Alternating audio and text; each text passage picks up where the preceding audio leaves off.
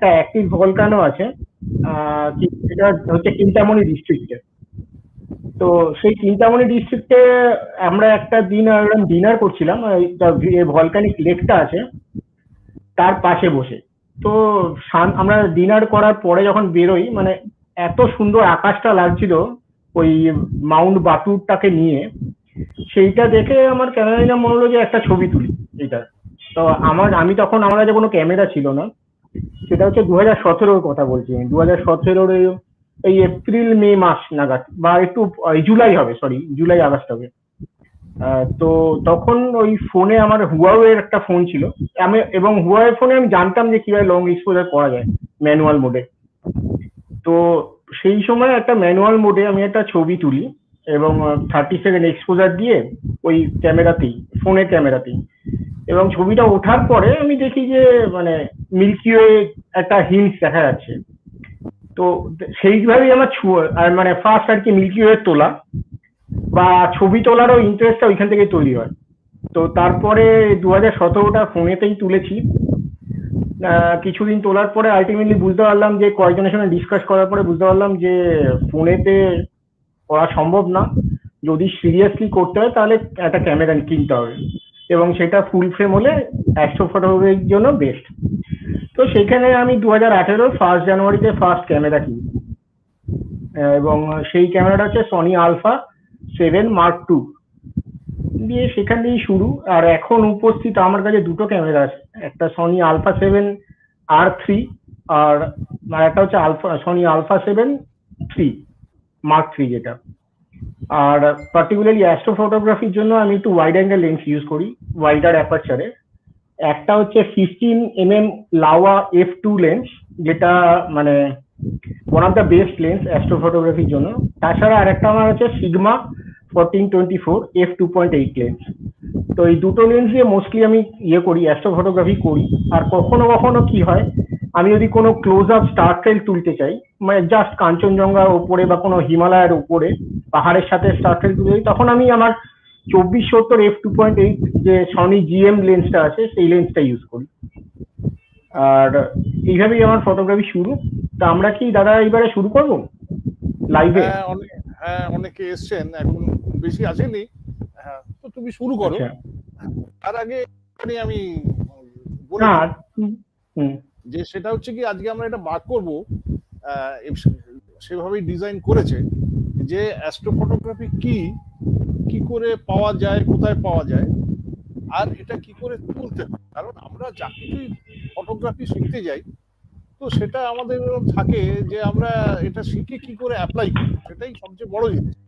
মানে আজকের যে অনুষ্ঠান, এবং আমরা ফটোগ্রাফি প্যাশন থেকে যেভাবে ভাবি, সেভাবে সেটা হচ্ছে কি যে যারা বার্ডিং ফটোগ্রাফার আছে তারা এই জিনিসটা শিখে সেটা অ্যাপ্লাই করুক।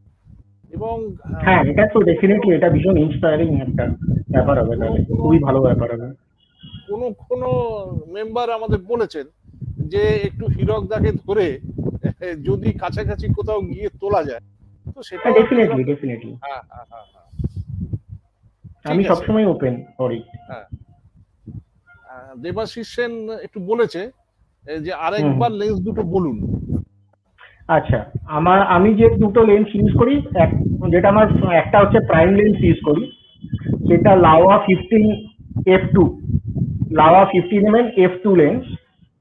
এবং এই লেন্সটা বিশেষত্ব হচ্ছে, এই লেন্সটা ইভেন স্টার্টিং ফ্রম f2 এই লেন্সটা অসম্ভব শার্প, ভীষণ শার্প।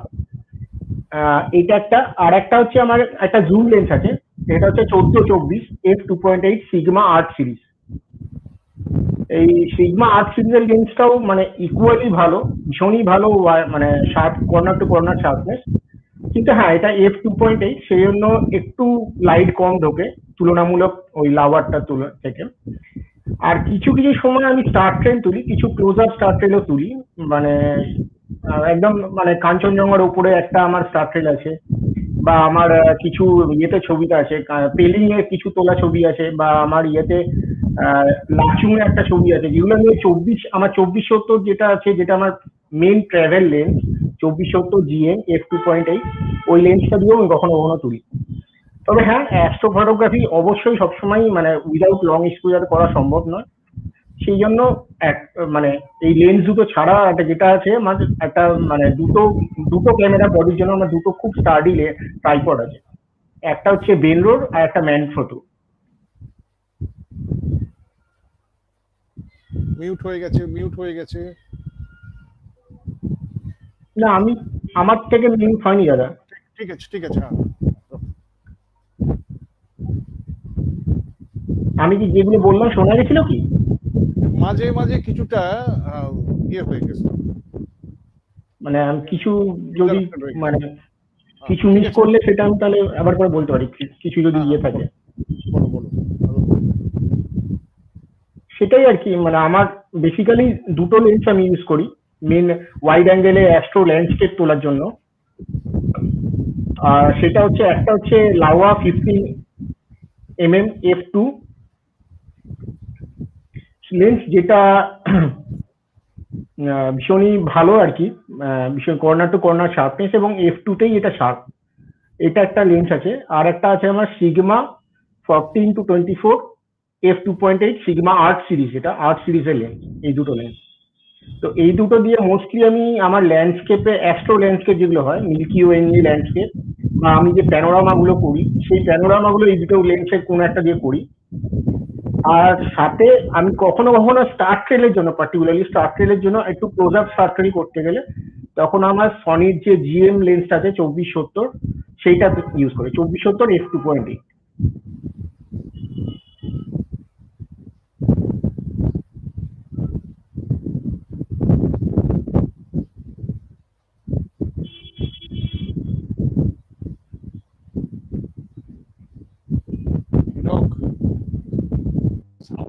মিউট হয়ে যাচ্ছে মাঝে মাঝে, তোমার কানেকশনটা একবার দেখে নাও। আমার কানেকশনের এদিক থেকে ঠিক আছে দাদা, আমার ইয়ে আছে, ওপেনই আছে। শোনা যাচ্ছে, বলো, কিন্তু কেন জানি না মাঝে মাঝে মিউট হয়ে যাচ্ছে। তোমার কি ইন্টারনেটের কোনো ইয়ে আছে, প্রবলেম আছে? না না না না, আমার তো মানে ঠিক ইয়ে আছে। কানেকশন। হ্যাঁ, একটুখানি আমি ভিউয়ারদের বলে রাখি এই যে আপনারা এখন কোনো প্রশ্ন করবেন না। এই অনুষ্ঠানটা হয়ে যাওয়ার পর আমরা চাইবো যে আপনাদের কার কি প্রশ্ন আছে অনুগ্রহ করে একটু কাগজে লিখে রাখুন, তখন আপনারা বলবেন, তাতে আমাদের সুবিধা হবে।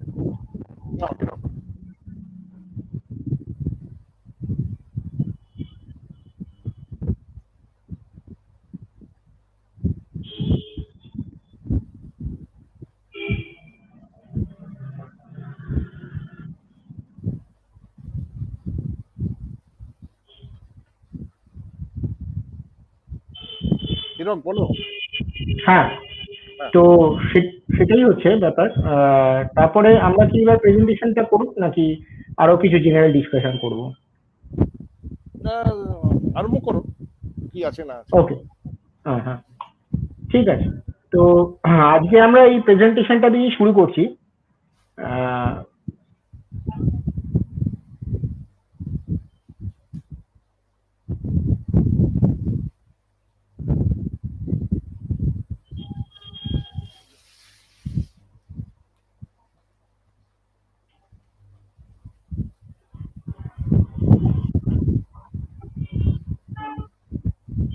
এটা কি দেখা যাচ্ছে প্রেজেন্টেশনটা? হ্যাঁ, দেখা যাচ্ছে, করো। ওকে ওকে, সেটাই আজকে let's discuss basics of astro photography. আমি অ্যাস্ট্রো ফটোগ্রাফি শুরু করেছি 2017 থেকে, যেটা বলছিলাম। আর মানে বাট হ্যাঁ, আমি ডিএসএলআর দিয়ে বা আমি মিররলেস আমার যে ক্যামেরা আছে সেই দিয়ে ডিসকাস অ্যাস্ট্রো ফটোগ্রাফি আমি শুরু করেছি 2018 থেকে। So I am not a pro, I am just newbie, but I am enthusiast, more advanced enthusiast you can say. So first of all, what is astrophotography? Astrophotography is nothing but a photography of any astrological object or celestial events or of areas of night sky. Now here, that astrological objects or celestial events, it can be used for some scientific data also. So I am not talking about that scientific data or scientific information, rather than it is a part of the amateur astronomy, that is it is to create more beautiful, aesthetically pleasing images. That is what I am talking about today. It's actually the astrophotography in scientific term is a very professional term and a very pro level term. It is used for scientific information gathering and the scientific analysis. So I am not discussing about that, but I am talking about in more photographic sense and pleasing photographic sense. Okay. Now, what are the astrological subjects we are having? So first of all, we are having our solar systems, our stars and galaxies, comets, asteroid, nebula. These are our astrological subjects. But as I was discussing earlier, that today we are going to discuss about some more pleasing photographs, more aesthetically pleasing photographs rather than the scientific information. So that kind of picture we can develop using moon photography or some of the galaxy photographies like galaxy Milky Way. Why galaxy Milky Way? Milky Way galaxy is Earth. Our solar system is part of our Milky Way galaxy. If you see in the photograph, our solar system is situated in here. It is already mentioned in this picture.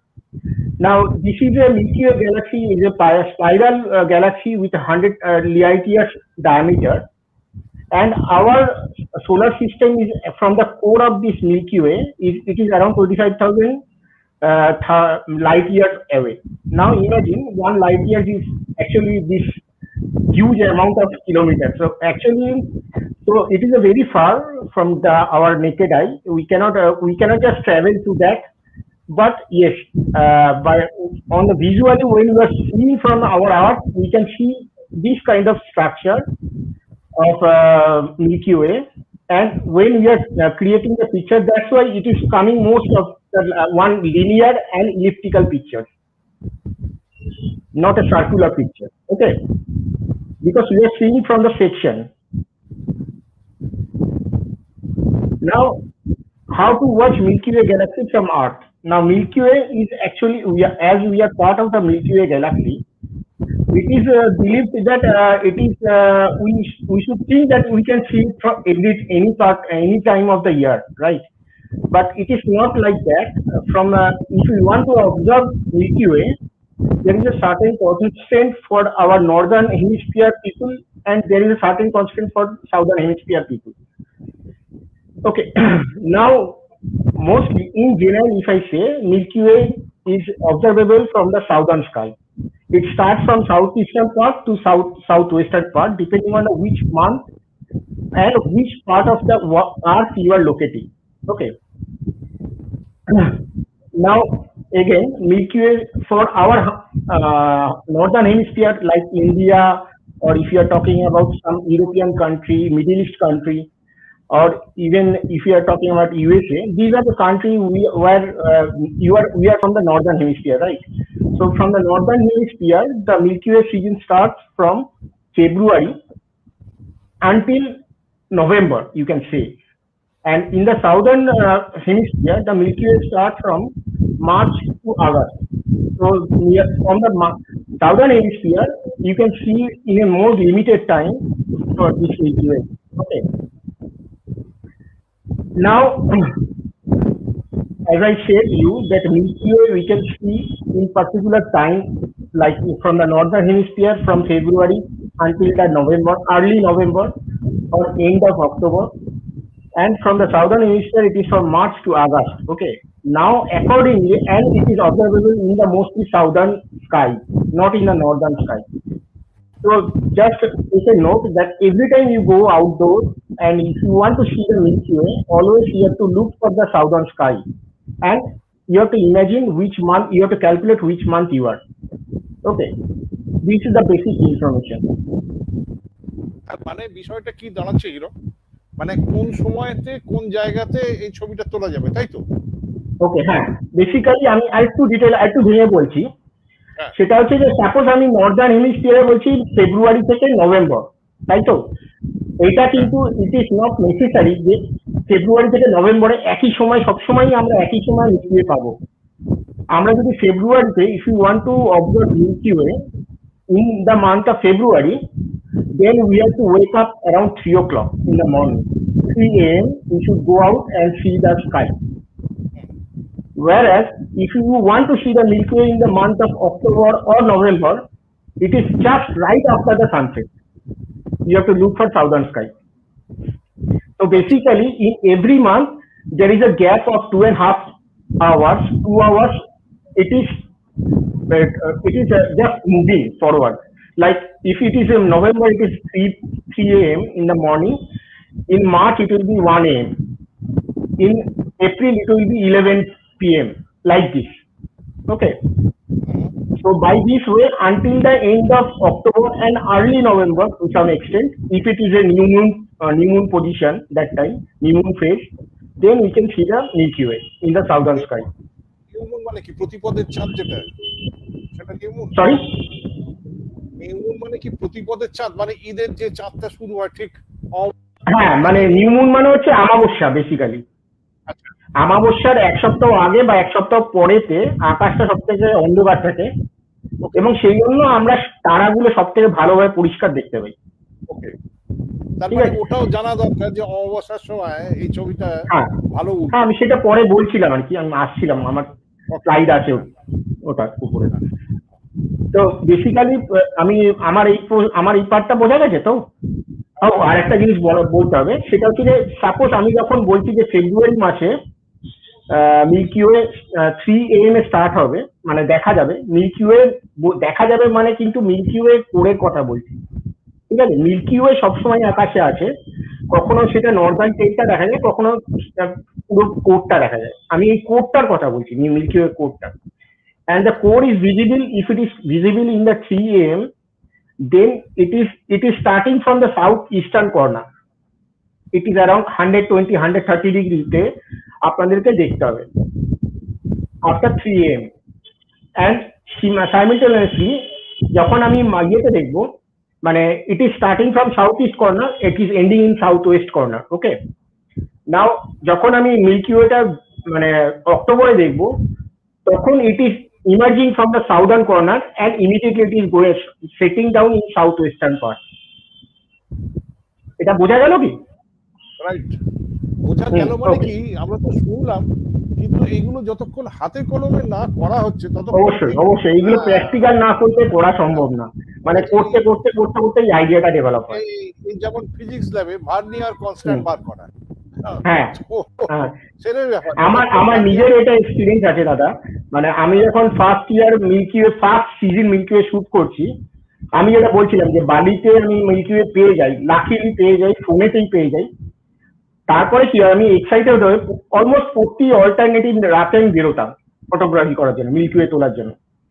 এবং by this time আমি যেহেতু এটা জুলাই আগস্টে পেয়েছিলাম, আমি অক্টোবরের পর থেকে আকাশের মিল্কি ওয়ে নেই সেটা আমি তখন জানতাম না। আমি রোজ বাইরে যেতাম, ফোনে তুলতাম, ভাবছি মিল্কি ওয়ে পাচ্ছি না কেন, মিল্কি ওয়ে পাচ্ছি না কেন। দেন ফাইনালি আমি মানে ডিসাইড করলাম যে না, আমি মিল্কি ওয়ে তোলার জন্য ফোন ইউজ করবো না, হয়তো আমার ফোনে কোনো প্রবলেম হচ্ছে, আমি ক্যামেরা কিনলাম।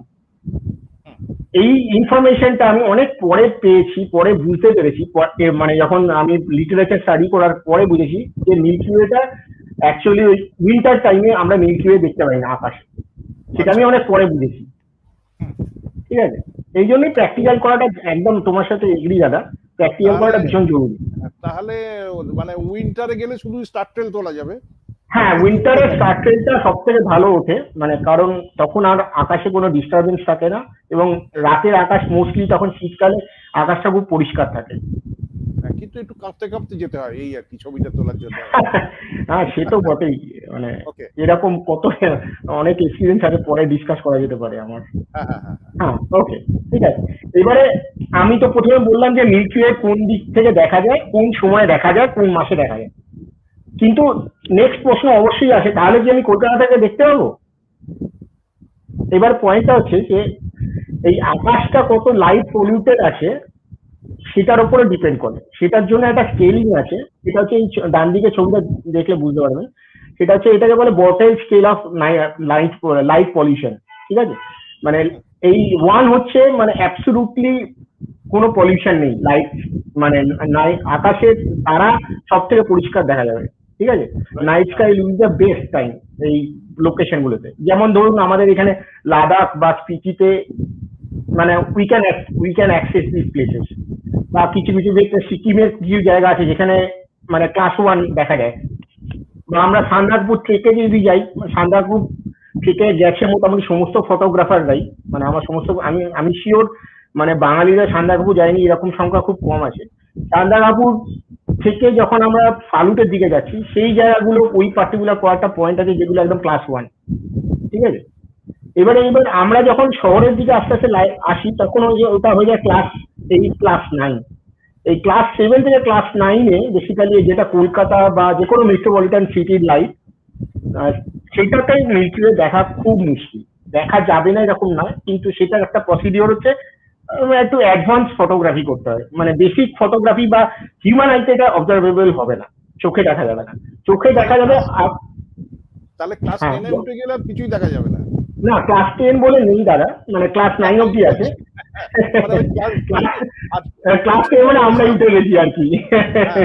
মানে ক্লাস হ্যাঁ 5 অবধি ঠিক আছে, তারপরে ক্লাস 5 অব্দি আমি নিজে ছবি তুলেছি, ক্লাস 5-6 অব্দি ছবি তুলেছি। ইনফ্যাক্ট শান্তিনিকেতনের আমার মিল্কি ওয়ে তোলা আছে, যেটা ক্লাস 4-5 রেঞ্জে পড়ে। ওকে, সেটা আমি পরে দেখাবো, আমার একটা ছবি আছে শান্তিনিকেতনের মিল্কি ওয়ে তোলা। আচ্ছা এই দেবাশিস চট্টোপাধ্যায় একটা কোয়েশ্চেন করেছেন, হ্যাঁ হ্যাঁ would it be possible to see all this in naked eye? অবশ্যই, মানে ইফ ইউ, হ্যাঁ হ্যাঁ সেটাই বলছি, ক্লাস 1 2 3 এই ক্লাস 3 অব্দি খালি চোখে মিল্কি ওয়ে দেখা যায়, খালি চোখেই দেখা যায়। এটা অ্যাকচুয়ালি আমি আগে বলেছিলাম আগের স্লাইডটাতে, যে Milky Way is observe from the earth as a heavy event of white light some 30 degree white and darker night sky, ঠিক আছে। আমরা এটা দেখতে পাই, মানে সেটা হচ্ছে আমরা যদি কোনো পাহাড়ি এরিয়াতে যাই বা কোনো জঙ্গলের মধ্যে যাই, সেই সব জায়গাতে আমাদের মানে লাইট পলিউশন ভীষণ কম থাকে, মানে সেইখানে আমরা খালি চোখে মিল্কি ওয়ে দেখতে পারি। ইনফ্যাক্ট মানে মানে আমার যেহেতু এখন চোখ ট্রেন্ড হয়ে গেছে অনেকটা, আমি আরো বেটার বুঝি। কিন্তু হ্যাঁ মানে ডেফিনেটলি আমি ইন্দোনেশিয়াতে কাজ করেছি একটা সাবস্টেন্সিয়াল টাইমে, ইন্দোনেশিয়ার যে তো খালি চোখে মানে বলে বলে দেখা যায় মিল্কি ওয়ে, বলে বলে। আর স্পিতি বলুন বা এই সিকিমে আমি সান্দাকফুতে মানে রিসেন্টলি কাজ করেছি, খুব ভালো দেখা যায় খালি চোখে। আর আমাদের কলকাতার কাছাকাছি কলকাতার কাছাকাছি সাগরদ্বীপের দিকে আমি যাইনি, আমি পুরুলিয়াতে কাজ করেছি আর শান্তিনিকেতনের দিকটা কাজ করেছি, দু জায়গাতেই মিল্কি ওয়ে খালি চোখে দেখা যায়। এই আমাদের শান্তনু রায় বলে একজন আছেন, ওকে স্ট্রিট ফটোগ্রাফার। ওকে শান্তনু মৌসুমী দ্বীপে কিছু করেছিল, আমি দেখেছিলাম, ছবিগুলো ভালোই হয়েছে। আমি আমি করিনি, বাট ডেফিনেটলি আমি অ্যাকচুয়ালি কোনোদিনও যাইনি, মানে তুমি হয়তো জানো দাদা, আমি মানে আমার মানে মানে লাস্ট 15-16 বছর আমি বাইরেই ছিলাম, সেই জন্য আমার সেইভাবে এইখানে এক্সপ্লোর করা হয়নি।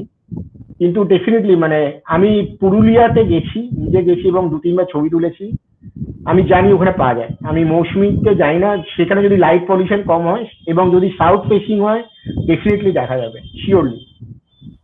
মানে সি সাইডটা সাউথের দিকেই থাকা দরকার নাকি? হ্যাঁ, সি সাইডটা সাউথের দিকে থাকলে বেস্ট, তখন খুব ভালো মানে ফোরগ্রাউন্ডে সিকে নিয়ে মিল্কি ওয়ে তোলা যায়, খুব ভালো।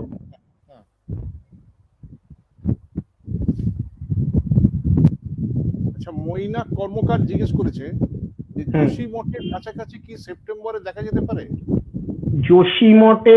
যোশীমঠের খুব ভালো জায়গা, যোশীমঠের ওখানে লাইট পলিউশন কম থাকবে, একটু যোশীমঠ থেকে বেরোতে হবে, যোশীমঠের একদম ওইখানে ভেতর থেকে হবে না, একটু বেরিয়ে বাইরে থেকে বেরিয়ে ডেফিনেটলি সাউদার্ন স্কাই এর দিকে তাকালে পাওয়া যাবে। সেপ্টেম্বর হয়ে এই সানসেটের পর থেকে মোটামুটি 2-3 ঘন্টার মধ্যে পাওয়া যাবে, মানে মানে আপনি সন্ধ্যেবেলা চা খেয়ে বেরোন, দেখে মিল্কি ওয়ে দেখে ছবি তুলে বাড়ি এসে ডিনার করুন।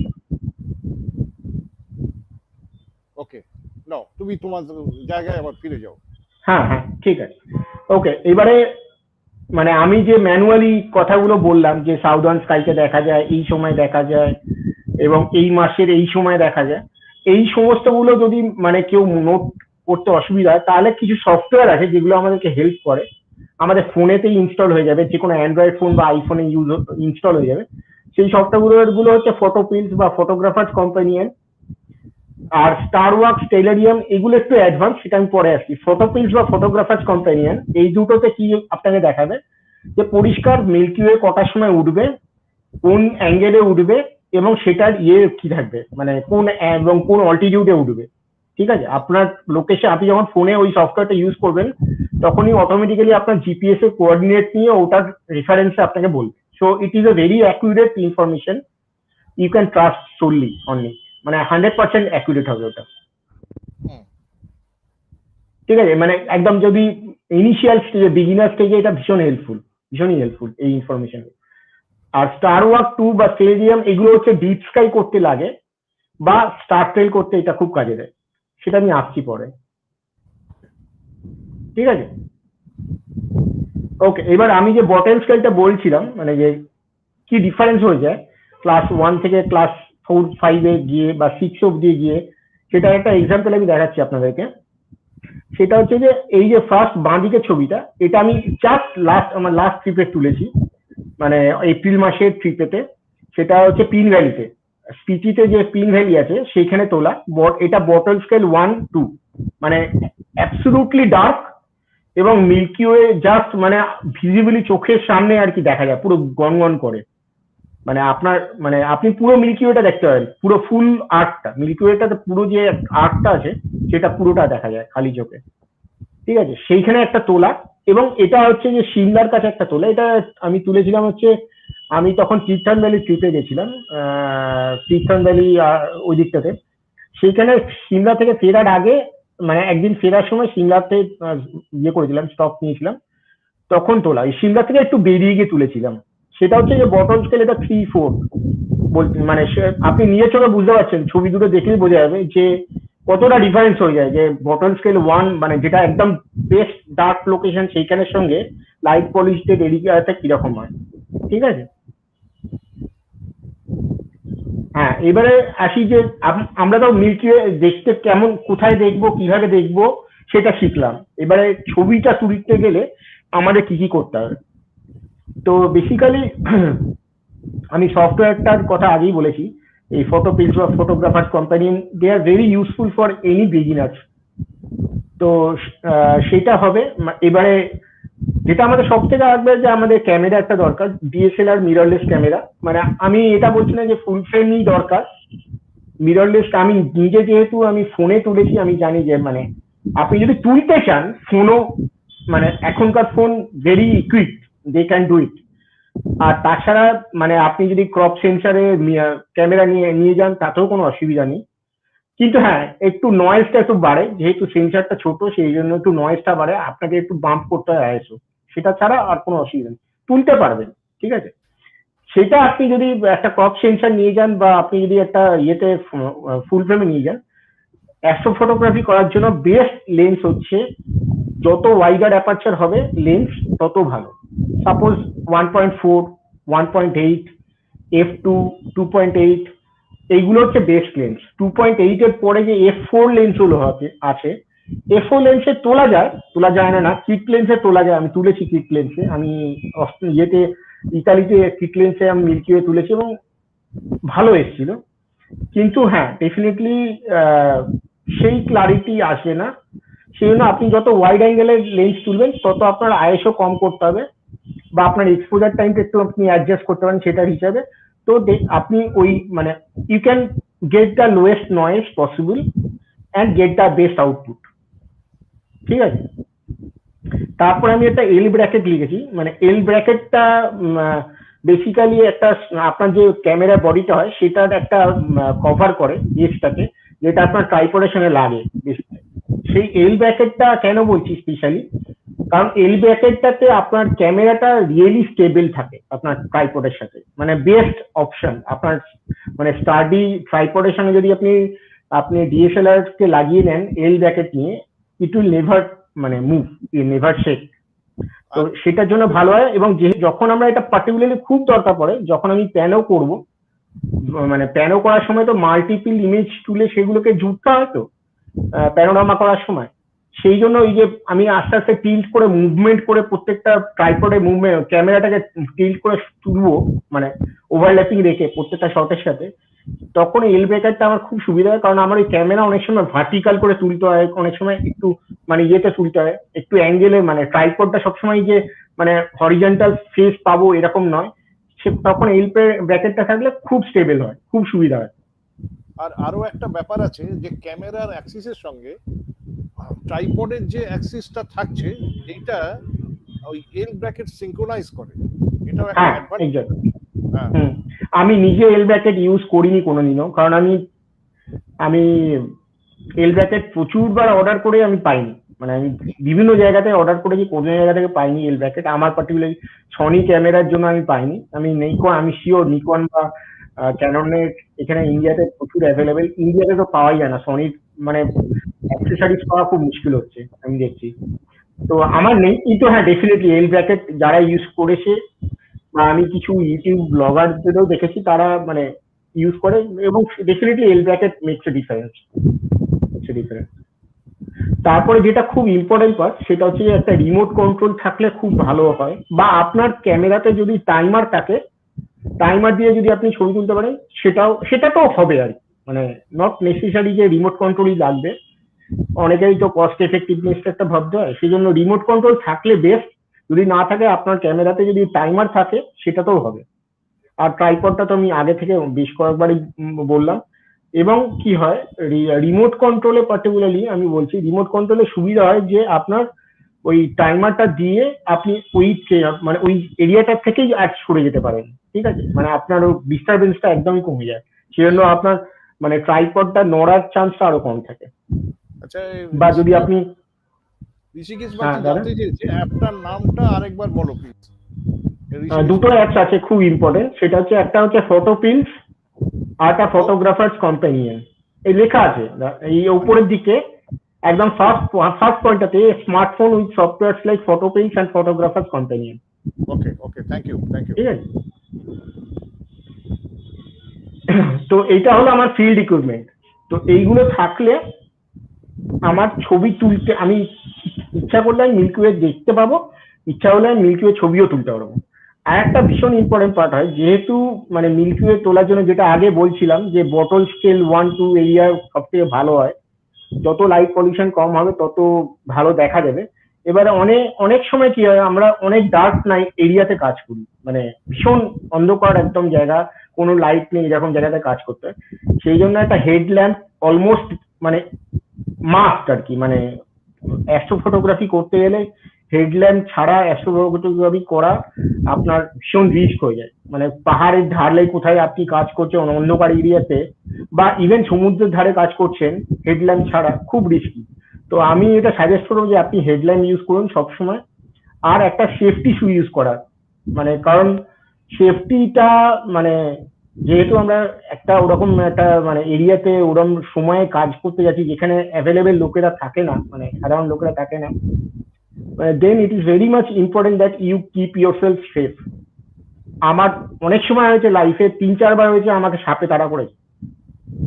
আমার একবার দুবার হয়েছে আমার সাথে যে আমি সমুদ্র ধারে কাজ করছি, লো টাইডে কাজ শুরু করেছি, হাই টাইড হয়ে গেছে, আমি আটকে গেছি একটা পাহাড়ের উপরে, পাথরের উপরে উঠে গিয়ে আমার থাকতে হয়েছে। তো এই রাত্রিরে এরকম ফ্যাক্টর অনেকগুলো কাজ করে, সেই জন্য সেফটি ইস্যু আর সেফটি স্টিকটা আমি লিখেছি। কারণ কি হয় যে মানে আমার নিজের এক্সপিরিয়েন্সে আমি সবসময় সেফটি স্টিক ক্যারি করি, সেই জন্য আমি যে সাপের কথা বললাম সেটা আমি অ্যাভয়েড করতে পেরেছি। বা অনেক সময় কি আমার ব্যালেন্স রাখতে সুবিধা হয় সেফটি স্টিকে, সেই জন্য এই জিনিসগুলো যদি আপনি নিয়ে ক্যারি করেন ডেফিনেটলি ইউল ফিল মোর কমফোর্টেবল। তারপরে এবারে তো আমি ছবি তো তুলে ফেললাম, তারপরে আমি ছবিগুলোকে প্রসেস করব কি করে, বা আমি ফাইনাল ইমেজ কিভাবে বানাবো র ফাইল থেকে, সেটার জন্য আমাদের মানে ডেস্ক জব করার সময় রিকোয়ারমেন্ট হয় যে একটা computer with minimum 8 GB RAM. মানে এটা যে কোনো কম্পিউটারই হতে পারে, উইন্ডোজে হোক ম্যাকবুক হোক কোনো ব্যাপার না, but 8 GB RAM minimum, minimum requirement to process astro photography. কারণ অ্যাস্ট্রো ফটোগ্রাফি অনেক সাইজ বেশি হয় এবং ওটা যখন প্রসেস করতে হয় ওটার প্রসেসিংটাও একটু different. So it takes lot of RAM, actually memory. এবারে অ্যাস্ট্রোফটোগ্রাফি আমি নর্মালি প্রসেস করি 3টে সফটওয়্যারে। হচ্ছে অ্যাডোব লাইটরুম, আমার ফার্স্ট প্রাইমারি কাজ আমি করি ওখানে। তারপরে ফটোশপে খানিকটা কাজ করি। তারপরে লুমিনারে আমি আমার ফাইনাল টাচটা দিই। এবারে লুমিনার অনেকের কাছেই নেই। অ্যাডোব ফটোশপ, অ্যাডোব লাইটরুম করে ফটোশপ করলে ছবি অনেকেরই দাঁড়িয়ে যাবে, মানে মানে ঘুরে না। লুমিনারটা নট নেসেসারি। লুমিনারটা আমি পার্টিকুলারলি বললাম, Luminar is very good for astrophotography processing. It's a really good software, সেই জন্যই মেনশন করলাম। কি করে এক্সট্রা কি দেখায় ওখানে লুমিনার? মানে লুমিনারে পার্টিকুলারলি না, মানে যেটা আমার মনে হয় সেটা হচ্ছে যে মানে টোন কার্ভটা ভীষণ ভালো কাজ করা যায়। আচ্ছা, আর শ্যাডো রিকভারি বা হাইলাইট কে একটু করা, কন্ট্রোল করা, এই দুটো ওখানে আরো ভালো হয় লুমিনারে। ওকে ওকে। সেই জন্য অ্যাস্ট্রো ফটোগ্রাফি পার্টিকুলারলি ওটাকে খুব ভালো কাজ দেয় ওটা লুমিনারে। আচ্ছা হিরক, আর প্যাশন এইটে হ্যাঁ, যখন তুমি এটা নিয়ে করেছিলে তখন আমি প্রথম দেখেছিলাম একজন বিদেশি কোনো সাহেব এসেছিল, সে বলছিল কি করে কি একটা ফিল্টার লাগিয়ে ফোকাস করতে হয়, ওই জায়গাটা কিন্তু তুমি ভুলো না। আচ্ছা, ফিল্টারের ব্যাপারটা, ওটা অ্যাকচুয়ালি ফিল্টার যেটা হয় সেটা হচ্ছে মোস্টলি লাইট পলিউশন এরিয়াতে কাজ করার সময় অনেকে ফিল্টার ইউজ করে। মানে ফিল্টার মানে রেড কালারটাকে পার্টিকুলারলি ওটাকে নালিফাই করার জন্য একটা ফিল্টার ইউজ করে। সেটা হ্যাঁ, মানে ওটাকে নালিফাই করার জন্য ফিল্টার ইউজ করে। এবারে ওই ফিল্টার আমি কোনোদিনও আমি চেষ্টা করেও কিনতে পাইনি, আমি অ্যাক্সেস পাইনি। সেই জন্য আমার এক্সপার্টাইজ ওটাতে নেই, সত্যি নেই। মানে অনেকেই করে, এবং হ্যাঁ, প্যাশনেটে যে এসেছিল ও বিদেশি ফটোগ্রাফার ছিল, ও করেছিল। ও আমার ভালো বন্ধু, ও করে না। পার্টিকুলারলি উনি দেখিয়েছিলেন যে ফোকাস করার জন্য কি একটা ফিল্টার আছে, সেটা হচ্ছে ক্রস ফিল্টার। মানে ফোকাসিং করাটা বেসিক্যালি স্টারের ফোকাসিং, মানে আমরা যখন রাতে ফোকাস করছি তখন মানে প্রেফারেবলি না, এটা মানে মাস্ট আর কি, আমরা ফোকাস করব স্টারেতে, ম্যানুয়ালি ফোকাস মোডে নেব ক্যামেরা। তারপরে আমরা ফোকাস করব focus in the, not in the focus infinity, but focus in star. Focus in infinity is different than focusing in star. এটা সবসময় মাথায় রাখবেন, মানে সবাইকেই বলছি, মানে it's very important that we must focus in star, not in focus to infinity. Focus to ইনফিনিটিতে আপনার 10টা ছবির মধ্যে 6টা ছবি ফোকাস হবে, 4টে হবে না। ঠিক আছে, আমি কি করে ফোকাস করব? কারণ ফোকাস না হলে তো ছবি হবে না ওই জায়গাতে। হ্যাঁ, মানে এক্স্যাক্টলি, আমি যখন ম্যানুয়াল মোডে যাব তখন মানে আমি মানে আমার ক্যামেরাতে আছে, আমি আশা করছি আজকাল সমস্ত ডিএসএলআর এই অ্যাডভান্স ডিএসএলআর ওই জিনিসটা আছে, যে আমি ম্যানুয়ালি ফোকাস করতে যাব, এটা অটোমেটিক্যালি আমার স্ক্রিনেতে 6 টাইমস জুম করে দেয়, 6 টাইমস ক্রপ করে আমি ফোকাস করতে পাবো। সেটার উপরে না হলে, যদি সেটাতেও না হয়, অনেক সময় আমরা একটা গ্লাস, ম্যাগনিফাইং গ্লাস ইউজ করি, যেটা দিয়ে পার্টিকুলারলি স্ক্রিনের উপরে ম্যাগনিফাইং গ্লাসটা রেখে তারপরে আমরা পার্টিকুলার স্টারকে ফোকাস করি। এবং হ্যাঁ, কোন স্টারকে করবো, আমি যে আমার ফিল্ড অফ ভিউটা আছে, ফিল্ড অফ ভিউ এর মধ্যে যেটা সবথেকে ব্রাইট স্টার, চেষ্টা করবো ওই ব্রাইট স্টারটাকে আমরা ফোকাস করার, তাহলে সব থেকে ইজি হয় আর কি ফোকাসিংটা। আচ্ছা, ঠিক আছে, তুমি পরের জায়গায় যাও। হ্যাঁ, তো এইটাই আমি তখন ডেস্কটপে বলছিলাম। হ্যাঁ, আগে সরি, হ্যাঁ, ফোকাসিংটা বলতে, ওটা ভীষণ ইম্পর্টেন্ট পার্ট। তো এবারে অনেকে কি করে, ফোকাসিং এর সম্বন্ধে যখন বলছি তখন আর একটা জিনিস বলে দিই, যে অনেকেই ফোকাস করে দুটো ভাবে। একটা ফোকাস করে মানে ফোকাস টু স্টার, আর একটা ফোকাস করে হচ্ছে আমি মানে ফোরগ্রাউন্ড এলিমেন্টে পরে আমি সেটা মার্চ করলাম। অনেকেই এটা করে, এটা খুব কমন প্র্যাকটিস। ফোকাস ট্র্যাকিংটা মানে সেটা একটু আলাদা সাবজেক্ট, ওটাকে না বলাই এখানে ডিসকাস না করাই ভালো। কিন্তু হ্যাঁ, অনেকেই করে ফোকাস ট্র্যাকিং। তবে হ্যাঁ, অনেক লেন্সই আছে যেগুলো, মানে আমি আমার যে সিগমা লেন্স বা লাভা লেন্স গুলো বলছি, আমার নিয়ারেস্ট ফোরগ্রাউন্ড যদি আমার থেকে 4 ফুট বা 6 ফুট দূর থাকে, তাহলেই from 6 foot onwards everything will be focus. আমি যেই মুহূর্তে মানে ফোকাস টু ইনফিনিটি করবো বা স্টারে ফোকাস করবো, রাইট। তখন অটোমেটিক্যালি শার্প হয়ে যায়। এবার এটা লেন্স টু লেন্স ডিফার করে। যদি কারোর লেন্সে মানে মানে খুব প্রবলেম হচ্ছে তখন সে ডিফারেন্টলি ফোকাস করে পরে ফোকাস ট্র্যাকিং করতে পারে। প্রবলেমটা তো অন স্পট বোঝা যাবে না, বা সব করে বাড়িতে এলাম এসে দেখলাম হয়নি, এরকম হ্যাঁ আমাদের মানে খুঁজে। প্রেফারেবলি যখন আমি ফিল্ডে ছবি তুলছি, মানে আমি যেটা করি, মানে আমি একটা সেট অফ ছবি মিনিমাম মিনিমাম 15টা থেকে 20টা ছবি তুলি একটা সেট, ওকে। যে কোনো সময়ের জন্য। মানে এটা আমার ল্যান্ডস্কেপের ক্ষেত্রেও সত্যি, আমার মানে অ্যাস্ট্রোর জন্যও সত্যি। অ্যাস্ট্রোর জন্য তো এটা করতেই হয়, কারণ আমি পরে সেটা স্ট্যাকিং করি। সেই জন্য আমার ম্যাক্সিমাম ডাটা নেওয়ার জন্য আমাকে আমাকে 15 থেকে 20টা ছবি তুলতেই হয়। 15টা থেকে 20টা ছবি তোলা মানে এক একটা ছবিতে তো 20 মিনিট 25 মিনিট করে হ্যাঁ, 20 সেকেন্ড বা 30 সেকেন্ডের একটা হয়। আর একটা জিনিস আমি বলতে ভুলে গেছি, ছবি তোলার সময় ওই যে একটা নয়েজ রিডাকশন থাকে না ক্যামেরাতে, সেটা অফ করে নিতে হবে। কারণ কি হয়, নয়েজ রিডাকশনটাতে আমি যদি 30 সেকেন্ডের একটা এক্সপোজার তুলি, ও আরো 30 সেকেন্ড নেবে ওটাকে বিয়ে করার নয়েজ রিডাকশনের জন্য। সেটা করে সেটা করার দরকার নেই। ওই যে নয়েজ রিডাকশনটা ওই ফিল্ডে করবে ক্যামেরাটা, সেটা আপনি বসে ডেস্কটপে বসেও করতে পারবেন। রাইট। আর ওটা খুব সুতরাং ওই নয়েজ, হ্যাঁ সরি, ওই যে ক্যামেরার মধ্যে নয়েজ রিডাকশন করে ওটা খুব এফেক্টিভ বলে আমার মনে হয় না। না সেটাই বলছি, মানে ওটা যতটা কাজ করে সেটার থেকে না করাই ভালো। তার থেকে বরং আমি ডেস্কটপে বসে ল্যাপটপে বসে কাজ করে নেবো, একদম রাইট, সময়টা বেঁচে যাবে আমার। তো নয়েজ রিডাকশনটা বলতে ভুলে গেছিলাম। ওকে, তারপরে আমি যে স্ট্যাকিং এর কথা বলছিলাম, বা আমি যে বলছিলাম যে আমি মাল্টিপল ছবি তুলে সেগুলোকে ইয়ে করি, মানে স্ট্যাকিং করে আমি ইয়ে করি, সেই সফটওয়্যারটা হচ্ছে স্টারি ল্যান্ডস্কেপ। এই স্টারি ল্যান্ডস্কেপে আপনি একই ছবি 15টা 20টা ছবি আমি একটা ফ্রেমকে তুলে সেগুলোকে স্ট্যাক করি। করে তাতে কি হয়, কি বেনিফিট হয়, আমার যেটা সব থেকে বেনিফিট হয় যে আমার নয়েজটা অনেক রিডাকশন হয়ে যায়।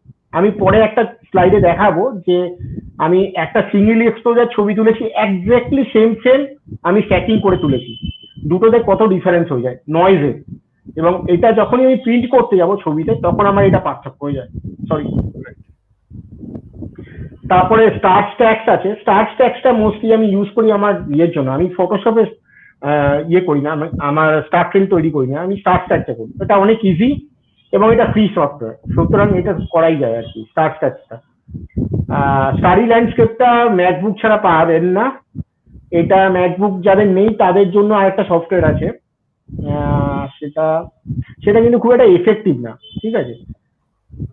আমি ওটা বলে দেবো, মানে আমার একটু একটু রিকল করতে লাগবে ওই নামটা, সফটওয়্যারটা আমি ভুলে গেছি, সেটা আমি বলে দিচ্ছি।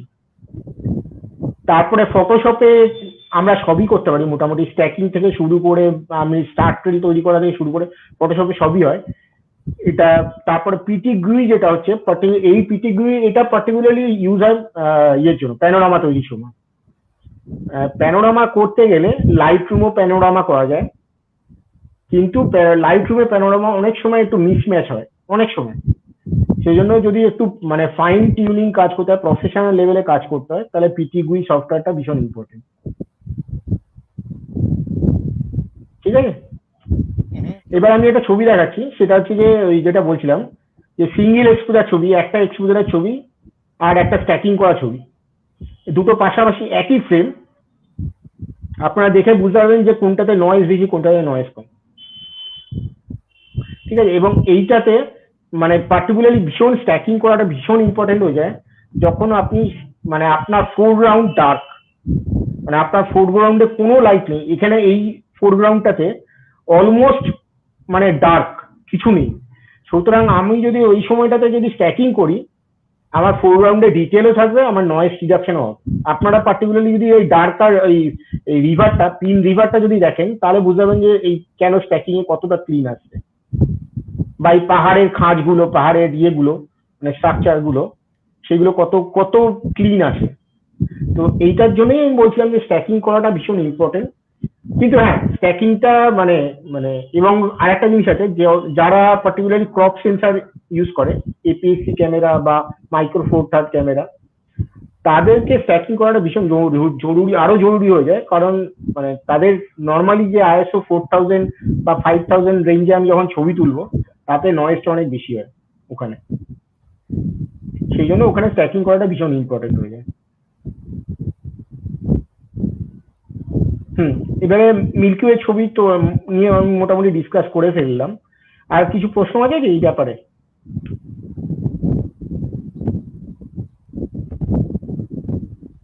হ্যালো? এটা এখন মুশকিল হয়েছে কি, ফেসবুক থেকে এটাকে অফ করে দিয়েছে কমেন্ট, সেই জন্য আমার মনে হয় মেম্বাররা করতে পারছে না কোয়েশ্চেন। আমি এখানে যা দেখছি, commenting has been turn off for this post. এটা যে কেন থেকে থেকে করে আমি জানি না। সুতনুর সঙ্গে লাইভ চ্যাটে এটা হয়েছিল, আমি টার্ন অফ করছি, হচ্ছে না। ঠিক আছে, চলতে থাকুক। কোয়েশ্চেন আছে, যদি কারোর থাকে আপনারা লিখে রাখুন, আমরা পরের দিকে চেষ্টা করছি। অথবা যারা আমার ফ্রেন্ড লিস্টে আছেন তারা আমার ইনবক্সে যদি দিয়ে দেন, তাহলে আমি সেখান থেকে নিয়ে ডিসকাস করতে পারি। আমি একটা কোশ্চেন দেখতে পাচ্ছি তিতাস মুখার্জির, মিল্কি ওয়ে ফটোগ্রাফি কোনো অল্প মুভিং অবজেক্টকে নিয়ে possible, like a tired boat in a moving river? হ্যাঁ, অবশ্যই পসিবল, অবশ্যই পসিবল। এবং আমার আমার কিছু ছবিও আছে যাতে আমার মানে ফোরগ্রাউন্ডে এলিমেন্টে আমার মুভিং অবজেক্ট আছে, লাইট ট্রেলস আছে, গাড়ির ট্রেলস আছে। না না, ও সেরকম অন্য কথা বলছে। ও যেটা বলছে, আমি যেটা বুঝেছি, যে নৌকো থেকে নৌকো চলছে, সেইখান থেকে ক্যামেরা রেখে কি সম্ভব? না, ওটাতে মুশকিল আছে, আমার ট্রেল চলে আসে, তখন আমার এক্সপোজার টাইমটা অনেক কম করতে হবে। হ্যাঁ, সেই জন্যই ওটা ওটা ওরকম মুভিং, আমি নিজে কোনো মুভিং অবজেক্টে বসে আছি, সেখান থেকে মিল্কি ওয়ে তোলা খুব মুশকিল। হ্যাঁ, কিন্তু কিন্তু হ্যাঁ, এবারে আমি মাল্টিপল, মানে আমি যদি 1 সেকেন্ডের এক্সপোজার দিয়ে আমি 100টা ছবি তুললাম, যে পরে আমি 100টা ছবিকে স্ট্যাক করলাম, করা সম্ভব, তখন আমার আউটপুট বেরোবে। কিন্তু আমি যদি একটা সিঙ্গেল এক্সপোজার তুলতে যাই, হবে না। ওকে, মানে না, ও বলেছে মিল্কি ওয়ে ফটোগ্রাফি কি কোনো অল্প মুভিং অবজেক্টকে নিয়ে পসিবল হয়, সেটা পসিবল। হ্যাঁ, মানে সেটা প্রশ্নটা আমি মনে হলো যে লাইভ ট্রেলের জন্য কথা বলছে, অবশ্যই পসিবল। ঠিক আছে, ঠিক আছে, তাহলে আমরা এবার নেক্সট হচ্ছে স্টার ট্রেল ফটোগ্রাফি নিয়ে বলি। মানে স্টার ট্রেল ফটোগ্রাফিতে মানে বেসিক্যালি সিঙ্গেল এক্সপোজারও করা যায়।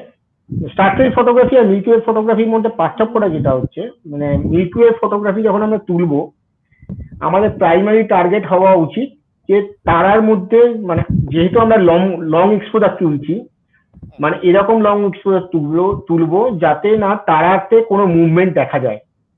The stars should be fixed, sharp and fixed.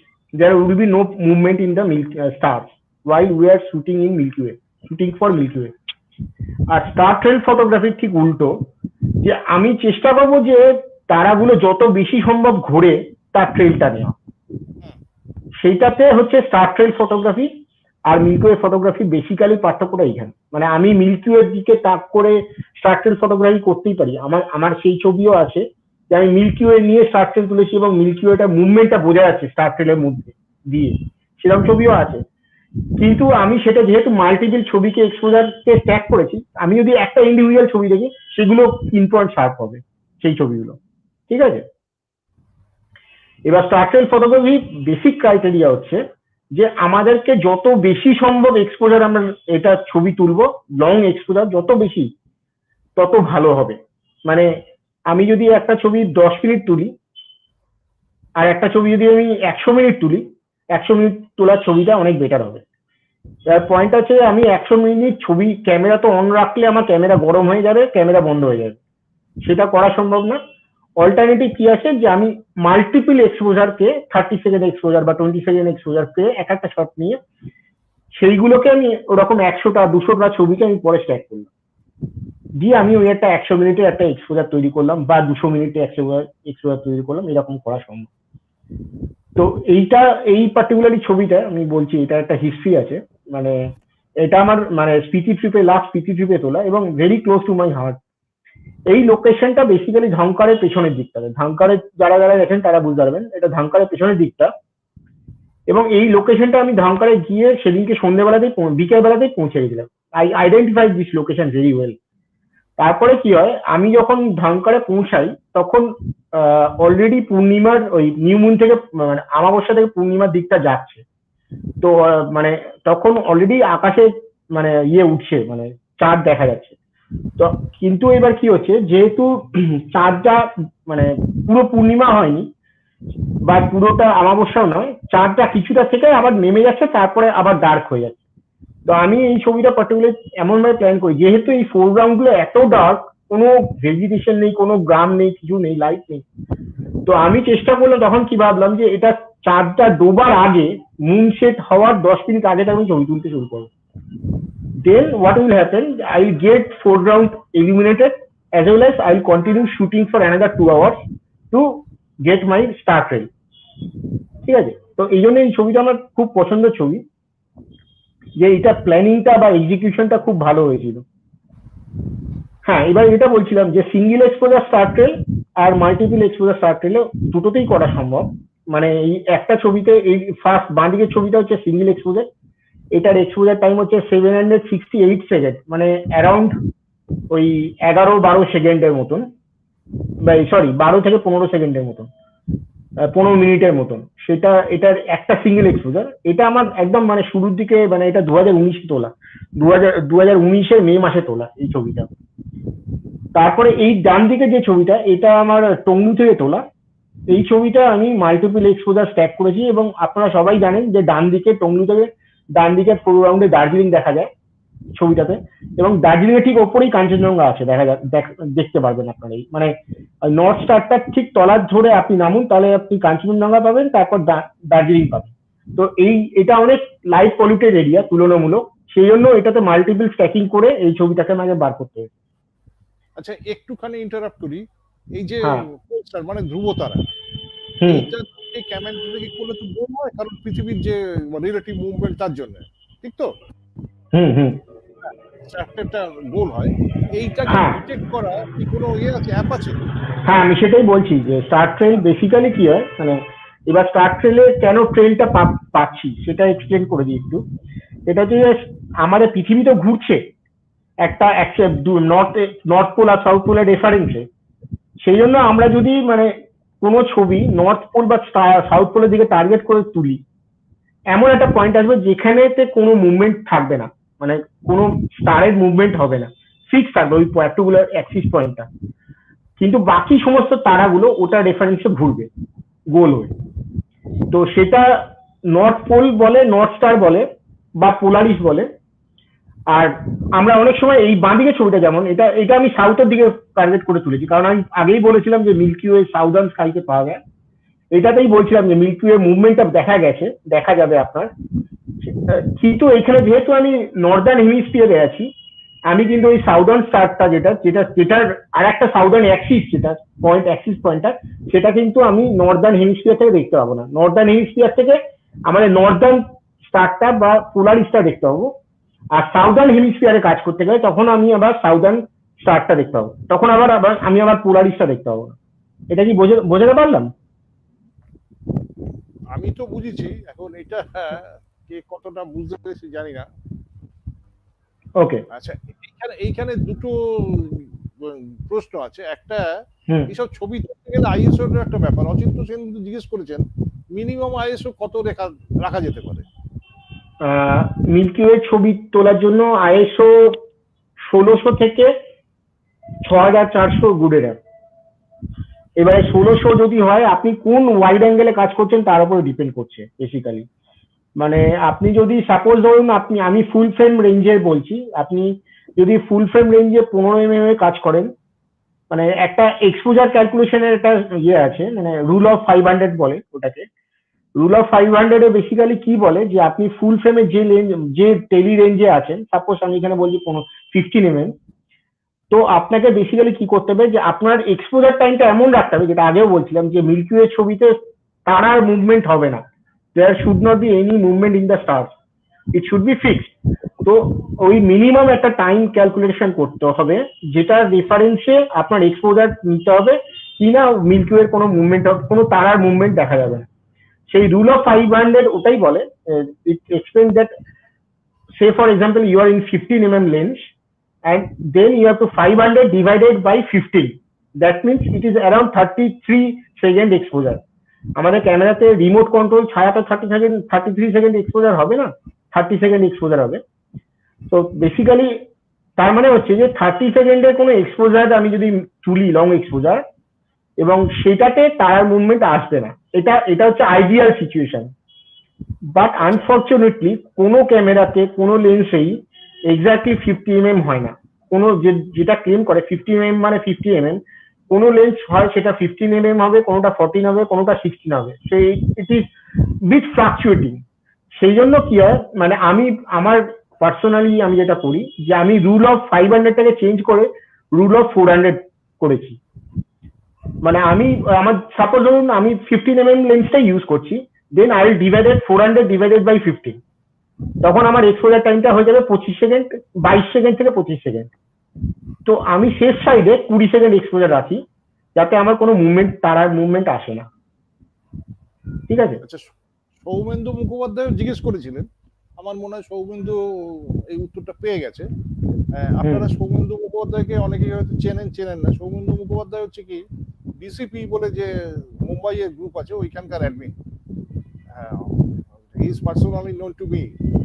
উনি জিজ্ঞেস করেছেন যে 20 অথবা 30 second or more, how to decide. হ্যাঁ, সেটাই, ওটাই রুল অফ 500 ওটাই ডিসাইড করে। বাট আমি সাজেস্ট করবো যে রুল অফ 500 না করে ওটাকে রুল অফ 400 করে ক্যালকুলেট করুন। মানে definitely it will be more stable, more sharp image you will have. আর তারপরে যেটাতে শুরু করেছিলাম, মানে অ্যাকচুয়ালি যে কোন লেন্সের উপরে আপনি কাজ করছেন সেটার উপরে। মানে সাপোজ আপনি যদি মানে 24 mm এর কাজ করেন, ফুল ফ্রেমের 24 mm, তাহলে কিন্তু আপনার যেহেতু আমি ওই 400 বললাম, 400 ডিভাইডেড বাই 24, মানে ইট ইজ রাফলি অ্যারাউন্ড 18 সেকেন্ড হবে। তো সেফলি আপনি 15 সেকেন্ডের এক্সপোজার দিতে পারেন যে সেটাতে কোনো ট্রেল আসবে না। তো এইভাবে আপনি যদি সাপোজ ধরুন আপনি 18 mm ক্রপ সেন্সারে কাজ করছেন, সে ফর এক্সাম্পল নিকনের ক্রপ সেন্সারের ক্রপ ফ্যাক্টর হচ্ছে 1.5, তো basically 18 mm is equivalent to 27 mm. So in that case 400 divided by 27, whatever you are getting, then you go down one step further down. মানে আপনার 15 second যদি ক্যালকুলেশনে আসে, then you go for 13 second exposure বা 10 second exposure. Then accordingly you adjust your ISO. মানে আপনার যদি f1.4 lens থাকে, f1.4 24 mm exposure 3000 ISO 3200 is good enough roughly. কিন্তু যদি আপনার ওই লেন্সটা 2.8 হয়, then you have to bump up ISO around 5000. আমি বোধহয় ওই ISO কোশ্চেনটা আমি মানে জবাব দিতে পারলাম এবারে। হ্যাঁ, আমি তো বুঝতে পেরেছি।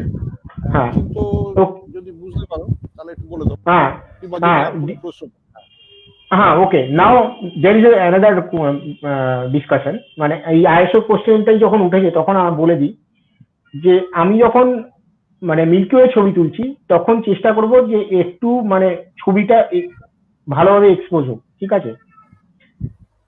সেই জন্য আমি ওই রুল অফ 500 ক্যালকুলেশন করে আমি করছি।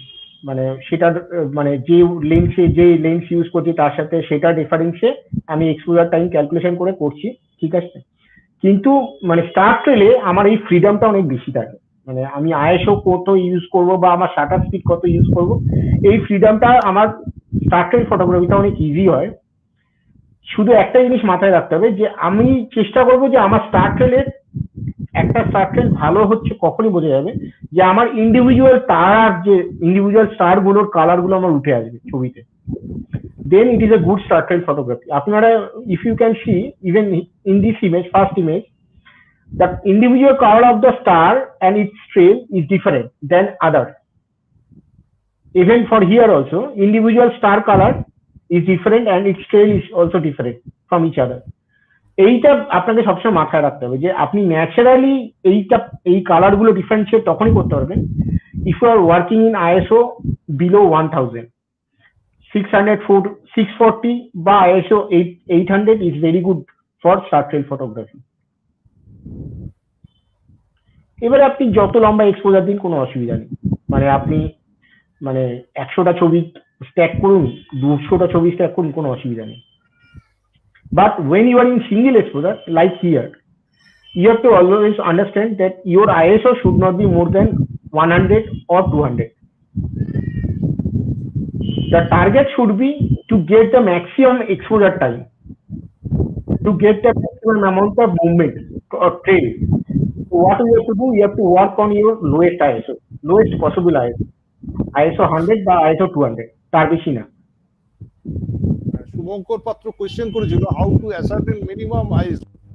আমার মনে হয় শুভঙ্কর উত্তরটা পেয়ে গেছে, তাই তো হিরো? হ্যাঁ হ্যাঁ, আমি মনে হয় আমি অ্যাড্রেস করেছি কোশ্চেন গুলো। ঠিক আছে, চলো। হ্যাঁ ওকে। হ্যাঁ, এবারে নেক্সট যেটা হচ্ছে আরেক ধরনের অ্যাস্ট্রো ফটোগ্রাফি খুব পপুলার এবং খুব ভালো বিউটিফুল ছবি ক্রিয়েট করা যায়, সেটা হচ্ছে মিল্কি ওয়ে প্যানোরামা। এবং আগে এটা বলছিলাম যে এল ব্র্যাকেট ভীষণ ইম্পর্টেন্ট মিল্কি ওয়ে প্যানোরামা বানানোর জন্য। মানে বেসিক্যালি প্যানোরামা যদি কেউ বানিয়ে থাকে লাইফে, মানে এটা ভিজুয়ালাইজ করা খুব ইজি। শুধু একটা জিনিস মাথায় রাখতে হবে যে আপনি যদি পরপর মানে হরিজেন্টালি যে 4-5টা ছবি বা 10টা ছবি তুলছেন, সেইগুলো মানে in between two shot there should be around 30% overlapping. কারণ ওই 30% ওভারল্যাপিং না হলে আপনি যখন পরে ওটা মার্চ করবেন, প্যানোরামাটা ক্রিয়েট করার সময়, তখন ওই মিসম্যাচ হবে কিছু। সেই জন্য ওটা সবসময় মাথায় রাখবেন যে around 30% overlapping should be there. আর প্রিফারেবলি প্যানোরামা বানানোর সময় ছবি সবসময় ভার্টিক্যালি তুলবেন। Why vertical? কারণ most of the time astro photography we are dealing with the wide angle lens like 12 mm, 14 mm, 15 mm, 16 mm lens we are dealing with. In these wide angle lenses there is always a distortion effect. So if you are doing a horizontal stitching, then there is a chance that you are missing some part because of the distortion. ওটা mismatch হয়ে যাবে, মানে একটা শটের সঙ্গে পরের শটটাতে mismatch হয়ে যায়, কারণ ডিস্টরশন কিছু মানে ইম্পিউরিটি চলে আসবে আপনার স্ট্রাকচারে। সেই জন্য আপনি যদি ভার্টিক্যালি তোলেন, মানে at least the your foreground and the main object Milky Way will be intact and it will be joint perfectly. আমি কি বুঝতে পারলাম এটা? হ্যাঁ, আমি তো বুঝেছি, কিন্তু এটা কি মানে যারা যদি কোনো প্রশ্ন আসে কারোর কাছে তাহলে ঠিক আছে, নাহলে আমরা নেক্সট আর কি আরো এগোতে পারি। আবার কমেন্ট অফ হয়েছে, সুব্রত একটুখানি দেখো কমেন্টটা অন করো। আমি এখান থেকে করতে পারছি না, কেন যে ফেসবুক আমাদের সঙ্গে এরকম শত্রুতা করে জানি না।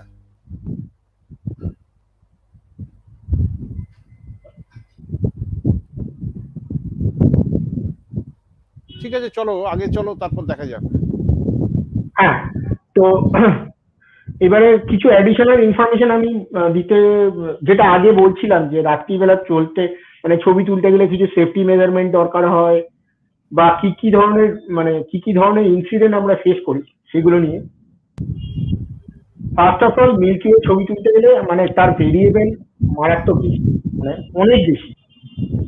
First criteria, it should be least light polluted area. First of all সেটা যদি লাইট পলিউশন বেশি থাকে, ওখানেই আমার ক্রস হয়ে গেল আমার মিল্কি ওয়ে বা আমার অ্যাস্ট্রো ফটোগ্রাফি করার সময়। সেকেন্ড থিং হচ্ছে আমার ওয়েদার খুব ভালো হতে হবে, ক্লিন স্কাই হতে হবে, কোনো আকাশে মুভমেন্ট ক্লাউড থাকলে আমার মিল্কি ওয়ে হবে না বা আমার অ্যাস্ট্রো ফটোগ্রাফি হবে না। থার্ড থিং হচ্ছে যে আমার সেফটি মেজারমেন্ট প্রিকশনারি, সেগুলো সবসময় মাথায় রাখতে হবে। এবং এই সব সমস্ত ভ্যারিয়েবল রেখে, বা আমি যখন রাত্রিরে ছবি তুলতে যাইছি অনেক সময় এরকম হয়, মানে আমরা খেয়াল করিনি ব্যাটারি ডিসচার্জ হয়ে গেছে, বা যেহেতু আমি কন্টিনিউয়াসলি লং এক্সপোজারে শর্ট ছবি তুলছি, আমার ব্যাটারি ড্রেন হওয়ার চান্স সব থেকে বেশি থাকে। সেই জন্য you have to carry extra battery always with you. So এরকম অনেক ধরনের ভেরিয়েবল থাকে মিল্কি ওয়ে অ্যাস্ট্রো ফটোগ্রাফি করার সময়, সেগুলো মাথায় রাখতে হয়। এবং এই সমস্ত গুলো যদি আমি কম্বাইন করি আমার নিজের এক্সপিরিয়েন্সে, out of 3 time 1 time will be successful. এবং এটা যদি হয়, আপনি ধরে নেন যে আপনার ওই ট্রিপটা ভালো সাকসেসফুল ট্রিপ হয়েছে। It is considered as a successful trip if you are in 3 nights and getting one particular night very smooth shooting.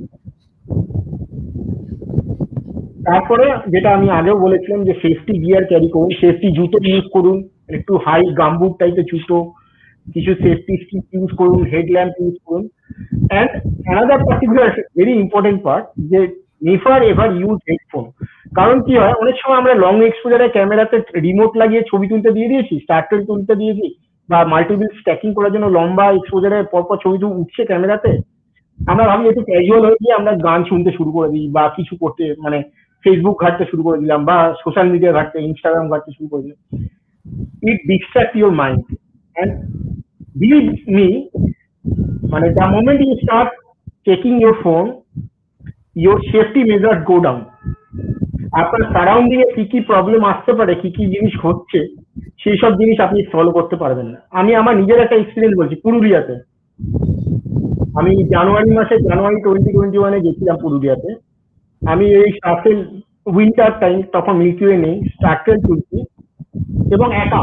ঠিক আছে, মানে কি হলো, আমাকে আমার সাথে আমার একটা ড্রাইভার ছিল। তো আমি নেমে আমি ক্যামেরা ফ্যামেরা লাগিয়ে ক্যামেরার পাশে বসেছি। এবার ড্রাইভারটাকে বললাম, যা তুই এবার আমার ডিনারটা উঠিয়ে নিয়ে আয় হোটেল থেকে, বা এখানে বসেই খেয়ে নেবো। এবার ড্রাইভারটা ডিনার নিতে চলে গেছে, আমি একা।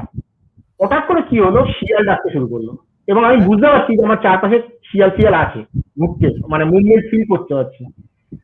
তো মানে এরকম ধরনের সিচুয়েশন খুব কমন হয় অ্যাস্ট্রো ফটোগ্রাফিতে। ঠিক আছে, এটা আমার পুরুলিয়াতেই হয়েছে এবং পুরুলিয়ার হয়েছে হচ্ছে ওই মুরুগুমার যে ইয়েটা ড্যামটা আছে ওই দিকটাতে। হ্যাঁ, তো ওখানে সেই তো জন্য শিয়াল বলছি থাকে। যে হ্যাঁ, মানে আমি সেটাই বলছি যে এই সময় এইসব জায়গাতে রাত্রিবেলা ছবি তুলতে গেলে কখনো ফোন ইউজ করবেন না, হেডফোন ইউজ করবেন না, কারণ আপনার তখন সেফটি মেজার কমে যায়। ঠিক আছে, এটা একটা জিনিস। আর একটা প্রবলেম হয় এই পার্টিকুলার ছবিটা দেখানোর একটা কারণ আছে এই স্টোরিটার সাথে। মানে এই সি বিচটাতে আমি কাজ করতে গেছিলাম হচ্ছে আগস্টে 2019-এ। মানে ইটস এ বিউটিফুল প্লেস এবং ভীষণ ডার্ক, মানে ক্লাস 1 ছিল। এবং এইখানে বুঝতে পারছেন, এখানে এখন একটা এই যে ছবিটা তুলছি, এইটাতে সমুদ্র জল নেমে গেছে, পাথরগুলো দেখা যাচ্ছে, তাই তো? এবং এই ছবিটা তুলতে তুলতে আমি খেয়াল করিনি, আমি এটা বেসিক্যালি এটা স্টার্টের একটা সেট ছিল, সেখান থেকে এই ছবিটা আমি প্রসেস করেছিলাম। আমি মানে হেডফোন লাগিয়ে গান শুনতে শুরু করেছি এবং খেয়াল করিনি 8 ঘন্টা 40 মিনিট পর থেকে জল বাড়তে শুরু করেছে। তো আমার আর কোথাও যাওয়ার উপায় নেই, তখন আমি বাধ্য হয়ে এরকম একটা পিকে আমি উঠে গেছিলাম এবং পিক থেকে তোলা ছবিটা এই হচ্ছে এইটা। এবং যতক্ষণ পর্যন্ত ওই মানে হাই টাইডটা নামেনি আমি, ততক্ষণ পর্যন্ত আমরা এই পাথরটার উপরে উঠে বসেছি। তো সেই জন্যই আমি বলছি যে রাত্রিবেলা কাজ করতে গেলে এই ধরনের জিনিসগুলো সবসময় মাথায় রাখতে হবে এবং ফোন ইউজ করা যত সম্ভব কম ইউজ করবেন।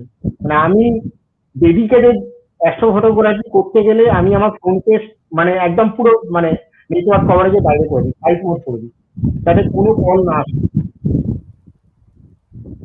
এটা মাথায় রাখবেন। মানে ডেফিনেটলি আই গট লাকি, আমি হয়তো এই ছবিটা তুলতাম না, এইখান থেকেই হয়তো আমার ছবি তোলা হয়ে যেত।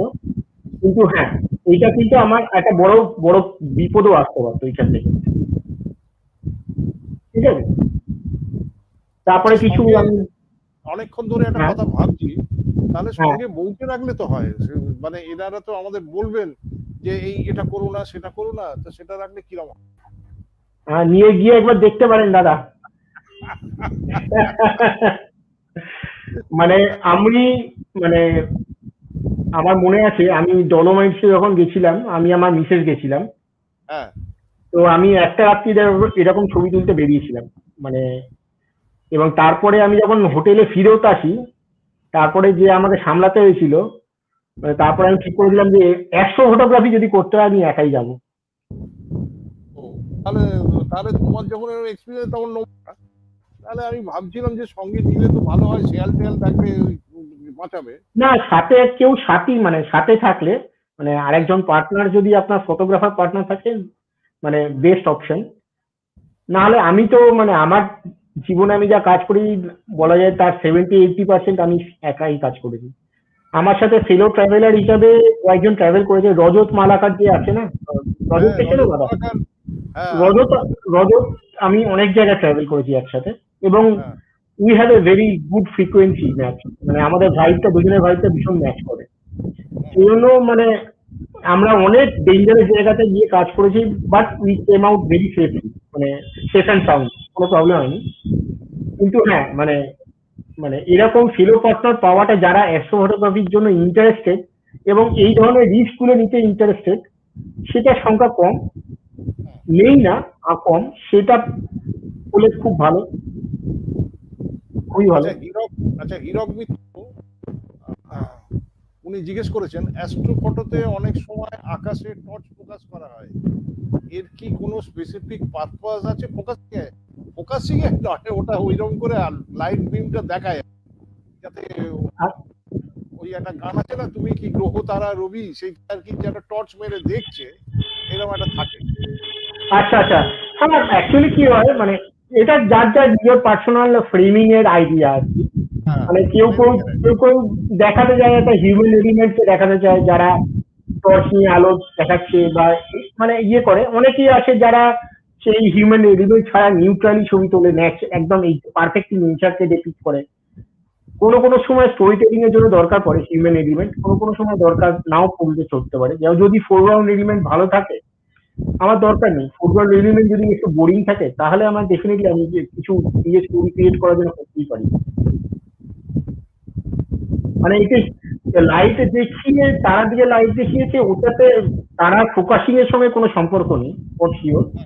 ওটা ফটোগ্রাফিক মানে ওই একটা ফটোগ্রাফিক সেন্স তৈরি করা বা একটা স্টোরি তৈরি করার জন্য ইউজ হয়।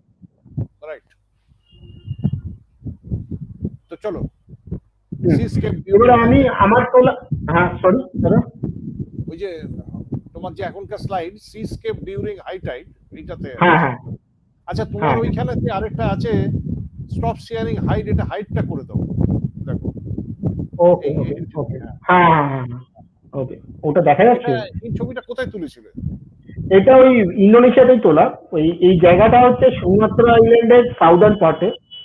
আচ্ছা জায়গাটা এই যেটার বিচটার নাম হচ্ছে গিগি হিউই, বা ওটাতে ইংরেজিতে ট্রান্সলেট করলে বলে হচ্ছে শার্ক স্পিচ। তো আচ্ছা এটা কোয়াইট এভিডেন্স এটা কেন এটাকে শার্কের দাঁত বলছে। সেই জায়গাটা মানে এটা মানে আমার লাইফে যত সিস্কেপ করেছি এবং যত সিস্কেপে আমি অ্যাওয়ার্ড পেয়েছি, বোধহয় এই জায়গাটার থেকে ছবি আমার সব থেকে বেশি অ্যাওয়ার্ড দিয়েছে। ওকে। মানে অদ্ভুত জায়গা, তো আমাদের অদ্ভুত জায়গা। আন্দামানে কি এরকম কোনো জায়গা আছে? আমি জানি না গো দাদা, আন্দামানে আমি মানে বিকাশ চান্দার বলে আছে, ওনার কিছু তোলা 100 ফটোগ্রাফি দেখেছি, কিন্তু এরকম ধরনের সিস্টেম দেখিনি, এরকম ধরনের মানে রকি শোর লাইন দেখিনি। গোয়াতে ডেফিনেটলি থাকবে, আমি আশা করছি গোয়াতে এরকম রকি শোর লাইন থাকবে, কিন্তু গোয়া ওয়েস্টার্ন কোস্টে তো সেই জন্য মিল্কি ওয়ে পেলেও মানে এরকম ধরনের ফোরগ্রাউন্ড নিয়ে মিল্কি ওয়ে পেতে গেলে আমার হয়তো সাউথ ওয়েস্টার্ন কর্নার দেখতে হবে ওই সেপ্টেম্বর অক্টোবরে, তার আগে পাবো না মিল্কি ওয়ে নিয়ে। ওকে। আর যদি আন্দামানের কি একটা বিচ আছে, আমি যাইনি কোনোদিন, কিন্তু আমি ইউটিউব খুব দেখি, ওকে। মানে দুধের সাথে অথবা যাই হোক আর কি, ভালো এটানো। তো ওইখানে আমি দেখি কি একটা পার্টিকুলার আইল্যান্ড আছে এখানে। হ্যাঁ আমাদের কিন্তু সেনগুপ্ত তো ওখানে গিয়েছেন, ও যদি বলে ওকে যে ওকে। ওইখানে কোথাও আছে কিনা, কিংবা আর কোথাও কাছাকাছি এরকম আছে কিনা। ঠিক আছে চলো। কাছাকাছির মধ্যে মানে আমার মনে হয় ওই মৌসুমী আইল্যান্ড যেটা বলছি, মৌসুমী beach যেটা মৌসুমী বলছে, আইল্যান্ডে এই জিনিস পাওয়া যাবে না, ওখানে প্লেন। এরকম ধরনের রকি শোর লাইন পেতে পারি ওই ভাইজ্যাকের দিকে, হয়তো পেতে পারি, আচ্ছা আচ্ছা। ভাইজ্যাকের দিকে পেতে পারি, আমি নট শিওর, আমি ওইদিকে কোনো ঘুরিনি, আমি জানি না, পেলেও পেতে পারি। না ভাইজ্যাকের দিকে হবে না, গুজরাটে ভাপির কাছাকাছি কোনো এরকম জায়গা আছে, সেখানে এত বড় বড় স্টোন নেই। ওকে ওকে। ঠিক আছে চলো। কিন্তু হ্যাঁ, গুজরাটটা আবার ওয়েস্টার্ন কোস্টে তো সেইখানে আবার মিল্কি ওয়ে পাওয়াটা মুশকিল। ও, এখানে নীলাদ্রি বসু বলেছেন যে হ্যাভলক, এই হ্যাভলকে এরম আছে। ওকে ওকে ওকে, হ্যাঁ হতে পারে, আমি যাইনি ওই develop। আর হীরক বললো ভাইজ্যাকে নেই। আচ্ছা, হ্যাঁ হীরক তো ওইদিকেই থাকে, বলতে পারবে। আচ্ছা, ঠিক আছে তো চলো। আমি এবারে কিছু মানে আমি আশা করছি আমি মোটামুটি সবগুলোই কভার করেছি। কিভাবে মিল্কি ওয়ে দেখবো, কিভাবে মিল্কি ওয়ে ছবি তুলবো, তারপরে মিল্কি ওয়ে প্রসেসিং এর সম্বন্ধে কিছুটা বলেছি, যে স্ট্যাকিং করে প্রসেসিং করা বা একটু সিমুলেশন বা প্রসেসিং করা, তারপরে কিভাবে শাটার স্পিড ক্যালকুলেশন করতে হয় বা কিভাবে আইএসও ডিটারমাইন করতে হয়, কি ধরনের লেন্স ইউজ করতে হয়, সেগুলো আমি মোটামুটি বলেছি। তারপর স্টার্টেড ফটোগ্রাফিরও বেসিক ক্রাইটেরিয়া গুলো বলেছি। ও হ্যাঁ, একটা জিনিস আমি বলতে ভুলে গেছি, সেটা হচ্ছে যে আমি পোলারিস দেখার জন্য ওই আগে আমি একটা যে সফটওয়্যার বলেছিলাম না, স্টার ওয়াক 2, এই স্টার ওয়াক 2 সফটওয়্যারটা ভীষণ ইম্পর্টেন্ট সফটওয়্যার, যেটাতে পোলারিস দেখায় আর কি, মানে এক্স্যাক্টলি পিন পয়েন্ট আপনার পোলারিসটা আইডেন্টিফাই। কারণ পোলারিস আমরা খালি চোখে আইডেন্টিফাই করতে পারবো না। আমার হ্যাঁ, কি হয়, আমাদের কম্পাস নিয়ে যদি কোনো কম্পাস নিয়ে নর্থ স্টারকে দেখি, সেই কম্পাস নিয়ে নর্থ স্টার দেখাটা ঠিক হয় না, কারণ Polaris is not exactly aligned with the north একটু পোল, সরে, একটু সরে একটু আছে। সরে হয়। সেই জন্য হ্যাঁ, পোলারিসটা আইডেন্টিফাই করার জন্য একটা সফটওয়্যার দিয়ে আইডেন্টিফাই করাটাই বেটার। এবং সেটা আমি সবসময় তাই করি, পোলারিসটা আমি সবসময় তাই করি। বা কি হয়, আমি একটা মোটামুটি একটা নর্থ পোলের দিকে ডাইরেকশন রেখে একটা 5 মিনিটের একটা এক্সপোজার তুললাম, তাহলে যে একটা হালকা ট্রেল আসে 5 মিনিটের, তাতে মোটামুটি বুঝে যাবো যে কোনটা আমার নর্থ স্টার। যদি কারোর কাছে এই সফটওয়্যার না থাকে, কেউ যদি ম্যানুয়ালি করতে যায়, ম্যানুয়ালি করা হচ্ছে এটা উপায়। একটা 5 মিনিটের একটা এক্সপোজার নিলাম, সিঙ্গেল এক্সপোজার 5 মিনিটের, তাতে যে ট্রেনটা আসবে তাতে একটা পার্টিকুলার স্টার থাকবে, যেটা উপরে মুভমেন্টটা হচ্ছে, যেটাকে রেফার করে হচ্ছে, যেটা রেফারেন্সে হচ্ছে, সেই পয়েন্টটা, সেই পার্টিকুলার স্টারটা হচ্ছে নর্থ স্টার। আচ্ছা আরেকটা আছে, এটা হচ্ছে কি স্টার ট্র্যাকার বোধহয় নাম। কোথায় গেল, কোথায় গেল, হ্যাঁ, স্টার ট্র্যাকার হুম। একটা অ্যাপ আছে এইখানে। হ্যাঁ, হতে পারে, মানে ওই এরকম অনেক ধরনের সফটওয়্যার আছে। আমি হ্যাঁ, যেগুলো ইউজ করেছি, যেগুলো সম্বন্ধে আমি শিওর, আমি সেগুলোই মেনশন করেছি। মানে এই মুহূর্তে আমি দেখতে পাচ্ছি ক্যাসিওপিয়া, যেটা উল্টো ডব্লিউ এর মতো উত্তরের দিকে থাকে। হুম, হুম, হুম। হতে পারে। এটা আম, দেখ, মানে এটা খুবই খুবই ইউজফুল সফটওয়্যার এগুলো অ্যাকচুয়ালি। এই স্টার ওয়ার্ক বা এই যেটা স্টেরিডিয়াম, এগুলো ডিপ স্কাই ফটোগ্রাফির জন্য বেশি লাগে, আরো বেশি লাগে। কারণ ওরা যখন ট্র্যাকিং করে, ট্র্যাকিং করার আগে ওদেরকে নর্থ পোলের সঙ্গে ওরিয়েন্ট করতে হয়, ওদের ট্রাইপডকে, ক্যামেরাকে। তখন সেই জন্য ওদের পোলারিস খোঁজাটা ভীষণ জরুরি হয়, এবং সেটা ওই সফটওয়্যার দিয়েই করে ওরা। সেটা আমি জানি, আমি নিজে একবার ট্রাই করেছি ডিপ স্কাই, সেটা আমি জানি। আচ্ছা এইখানে কয়েকজন উত্তর দিয়েছেন। অচিন্ত সেনগুপ্ত বলেছেন yes there is a place in Neil island in Andaman where the bridge আচ্ছা, ইজ লোকেটেড, যেখানটা ওই একটা ন্যাচারাল ব্রিজ আছে না, ওইখানটাও হতে পারে। বাহ বাহ। ঋষিকেশ বাগচি জানিয়েছেন ওয়ান্ডার বিচে পসিবল। ওয়ান্ডুর বিচ কোথায় আছে আমি জানি না। আহ, গোয়াতে, আচ্ছা আর কে লিখলেন, হীরক মিত্র লিখেছেন গোয়ার ভাগোদর বিচে রকি ফরমেশন আছে। গোকর্ণাতে আছে, Gokarna. Gokarna is very famous for it. Ah, ওটা বোধহয় ওয়েস্টার্ন ঘাটের দিকে নাকি? হ্যাঁ, ওয়েস্টার্ন ঘাটে, গোয়া থেকে একটু নিচেতে। ঠিক আছে, হীরক কি বলছিল বলো, আর যদি কারোর কোয়েশ্চেন থাকে তাহলে আপনারা হুম। লিখে হ্যাঁ, যাবেন। আমি এবারে আমার মোস্টলি বলাটা হয়ে গেছে, হ্যাঁ, নিজের পার্টটা আমি বলে ফেলেছি। আমি এবার কিছু আমার ওয়েস্ট বেঙ্গলের, যেহেতু আমরা আজকে কলকাতায় বসে কথা বলছি, সেহেতু আমাদের চারপাশে ফেমাস কিছু জায়গাতে তোলা আমার কিছু ছবি আমি দেখাচ্ছি, যাতে বলুন। আপনারা মোটিভেটেড হন এবং সেই জায়গায় গিয়ে আপনারাও ট্রাই করেন। ঠিক আছে? ঠিক। হ্যাঁ, তো এই যে এইটা হচ্ছে, এইটা দুটো ছবি। মানে ফার্স্ট ছবিটা, যেটা বাঁদিকের ছবিটা, সেই ছবিটা হচ্ছে আমার পুরুলিয়াতে তোলা। মানে এই ছবিটা আমি প্রায় 4 ঘন্টার উপরে তুলেছি। মানে এইটা হচ্ছে মুরুগুমের লেকের পেছন দিকটা। ওকে। ঠিক আছে? আহ, এবং এইখানে এইটা, মানে এই জায়গাটা, মানে এক্সেপশনালি ডার্ক লোকেশন। তারা কালার দেখে বোঝাই যাচ্ছে আশা করছি, মানে লাইট পলিউশন ভীষণ কম। এবং এইখানে গিয়ে এইটাতে, এই পাহাড়ের দিকটাতে করে যদি কেউ ক্যামেরা উল্টো দিকে, সাউথের দিকে লাগায়, মিল্কি ওয়ে পাওয়া যাবে। সুতরাং এইটা মুরুগুমাতে যদি কেউ গিয়ে থাকেন বা যদি যেতে চান, মুরুগুমাতে মিল্কি ওয়ে তোলা সম্ভব, এবং 100 ফুট স্টার ট্রেল তোলাও সম্ভব। আমি নিজে করেছি। আচ্ছা, ঠিক আছে? আর ডান দিকের ছবিটা এই ডান লাল দিকের লাল। ছবিটা, হ্যাঁ, ডান দিকের এই ছবিটা, এটা অ্যাকচুয়ালি তুলেছি হচ্ছে শান্তিনিকেতনে। শান্তিনিকেতনে একটা রিসর্ট আছে, রেয়া বলে। সেটা আমার একটা বন্ধুর আর কি, মানে আমার চেনা পরিচিত। তো ওর ওই রিসর্টে আমি গেছিলাম একবার, দিয়ে আমি এই ছবিটা তুলেছিলাম। এটা শান্তিনিকেতনের, বেসিক্যালি শান্তিনিকেতন থেকে যখন যে দিকটা সিউড়ির দিকে যায়, তার ওই মানে শান্তিনিকেতন পার্টিকুলার থেকে মানে মোটামুটি 10 কিলোমিটার দূরে, সিউড়ির দিকে, টুয়ার্ড সিউড়ি এই জায়গাটা। এবং খুব ভালো, মানে ডার্ক নাইট দেখা যায় এখানে। মানে আমি নিজে মিল্কি ওয়ে তুলেছি, সেটা আমি দেখাচ্ছি পরে, পরে একটা ছবি। এই একই জায়গা থেকে তোলা। এটা আমি নর্থ স্টারকে চেস করেছিলাম, মানে নর্থ স্টারটা আমার লেফট টপ কর্নারে আছে। বোঝা যাচ্ছে, হ্যাঁ। হ্যাঁ, ঠিক আছে। এবং এটা শান্তিনিকেতন থেকে তোলা। হ্যাঁ, এবারে এই যে বাঁদিকের যে মিল্কি ওয়েটা, এটা কিন্তু আমার শান্তিনিকেতনে তোলা কিন্তু এই এই ছবিটা। লাইট পলিউশন বেশি আছে। হ্যাঁ, লাইট পলিউশন এটা এটা বোধহয় মানে বটল স্কেলে 4 বা 5 হবে, 5-6 এর রেঞ্জ হবে। কিন্তু হ্যাঁ, মিল্কি ওয়ে দেখা যায়। আমি আমার ট্রেন চোখে মিল্কি ওয়ে বুঝতে পেরেছিলাম, এবং মিল্কি ওয়ে শুট করে তো পাওয়াই গেছে, মানে আমি তুলেছি, আমার বেশ কিছু ফ্রেম আছে শান্তিনিকেতনে তোলা মিল্কি ওয়ে। এটা একটা এরকম। আর ডান দিকেরটা কোন এটা পাহাড়ে তোলা? হ্যাঁ, এটাই বলছি, ডান দিকের এটা এটা খুব ফেমাস, এটা সবাই আমরা সান্দাকফু গেছি। আমি ধরে নিচ্ছি 90% বাঙালিরা সান্দাকফু গেছে। এবং এটা হচ্ছে আলের কাছে তোলা ছবিটা।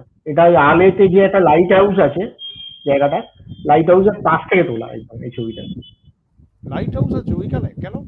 হ্যাঁ, ওখানে একটা লাইট হাউস, একটা গ্লাস একটা হাউস আছে আলেতে। হ্যাঁ কেন আমি যেটা জানি না, কিন্তু আছে। যেটা যেটা সান্দাকফু থেকে দেখা যায় একটা গ্লাসের ইয়ে।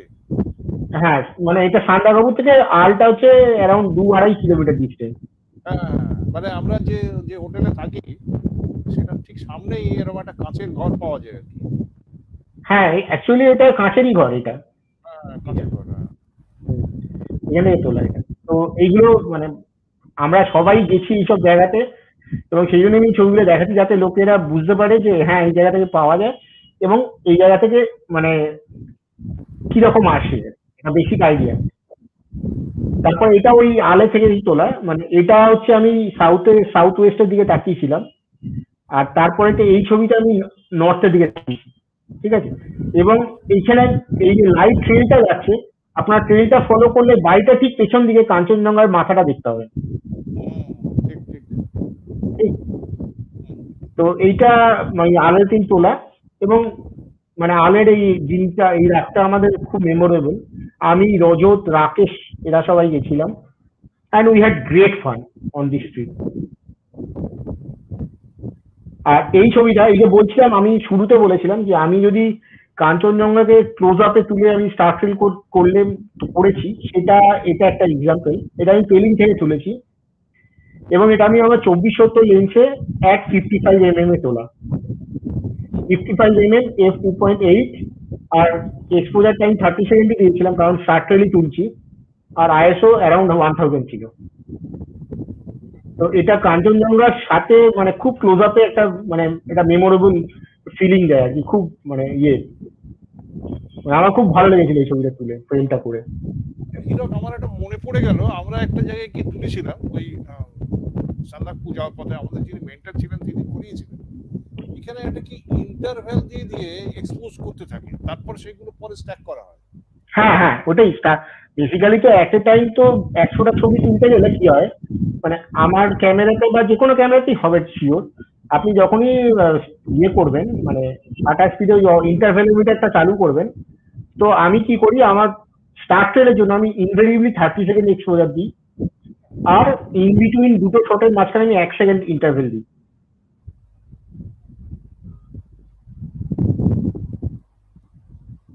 না শোনা গেল দাদা?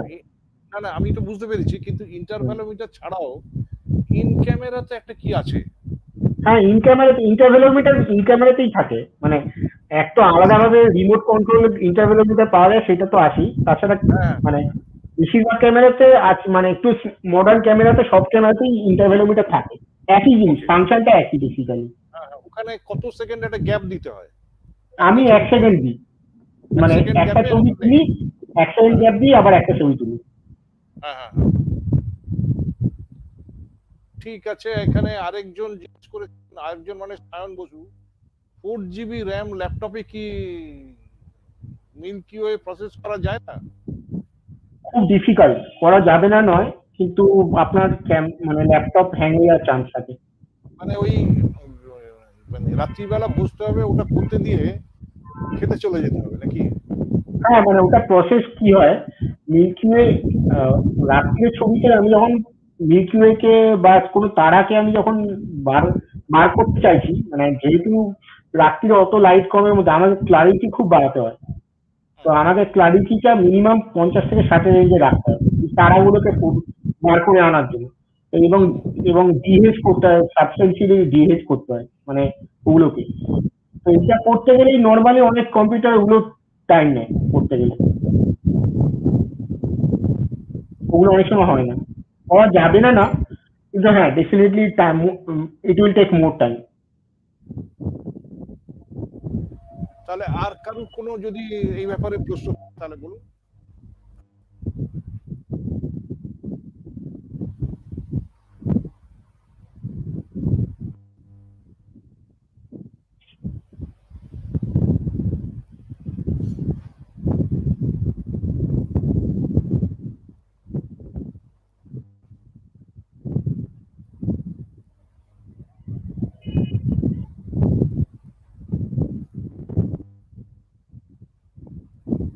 কারোর কোনো প্রশ্ন নেই, তাহলে আমরা এখানে হ্যাঁ, end করি। গোকর্ণা কর্ণাটা তো একজন বলছে।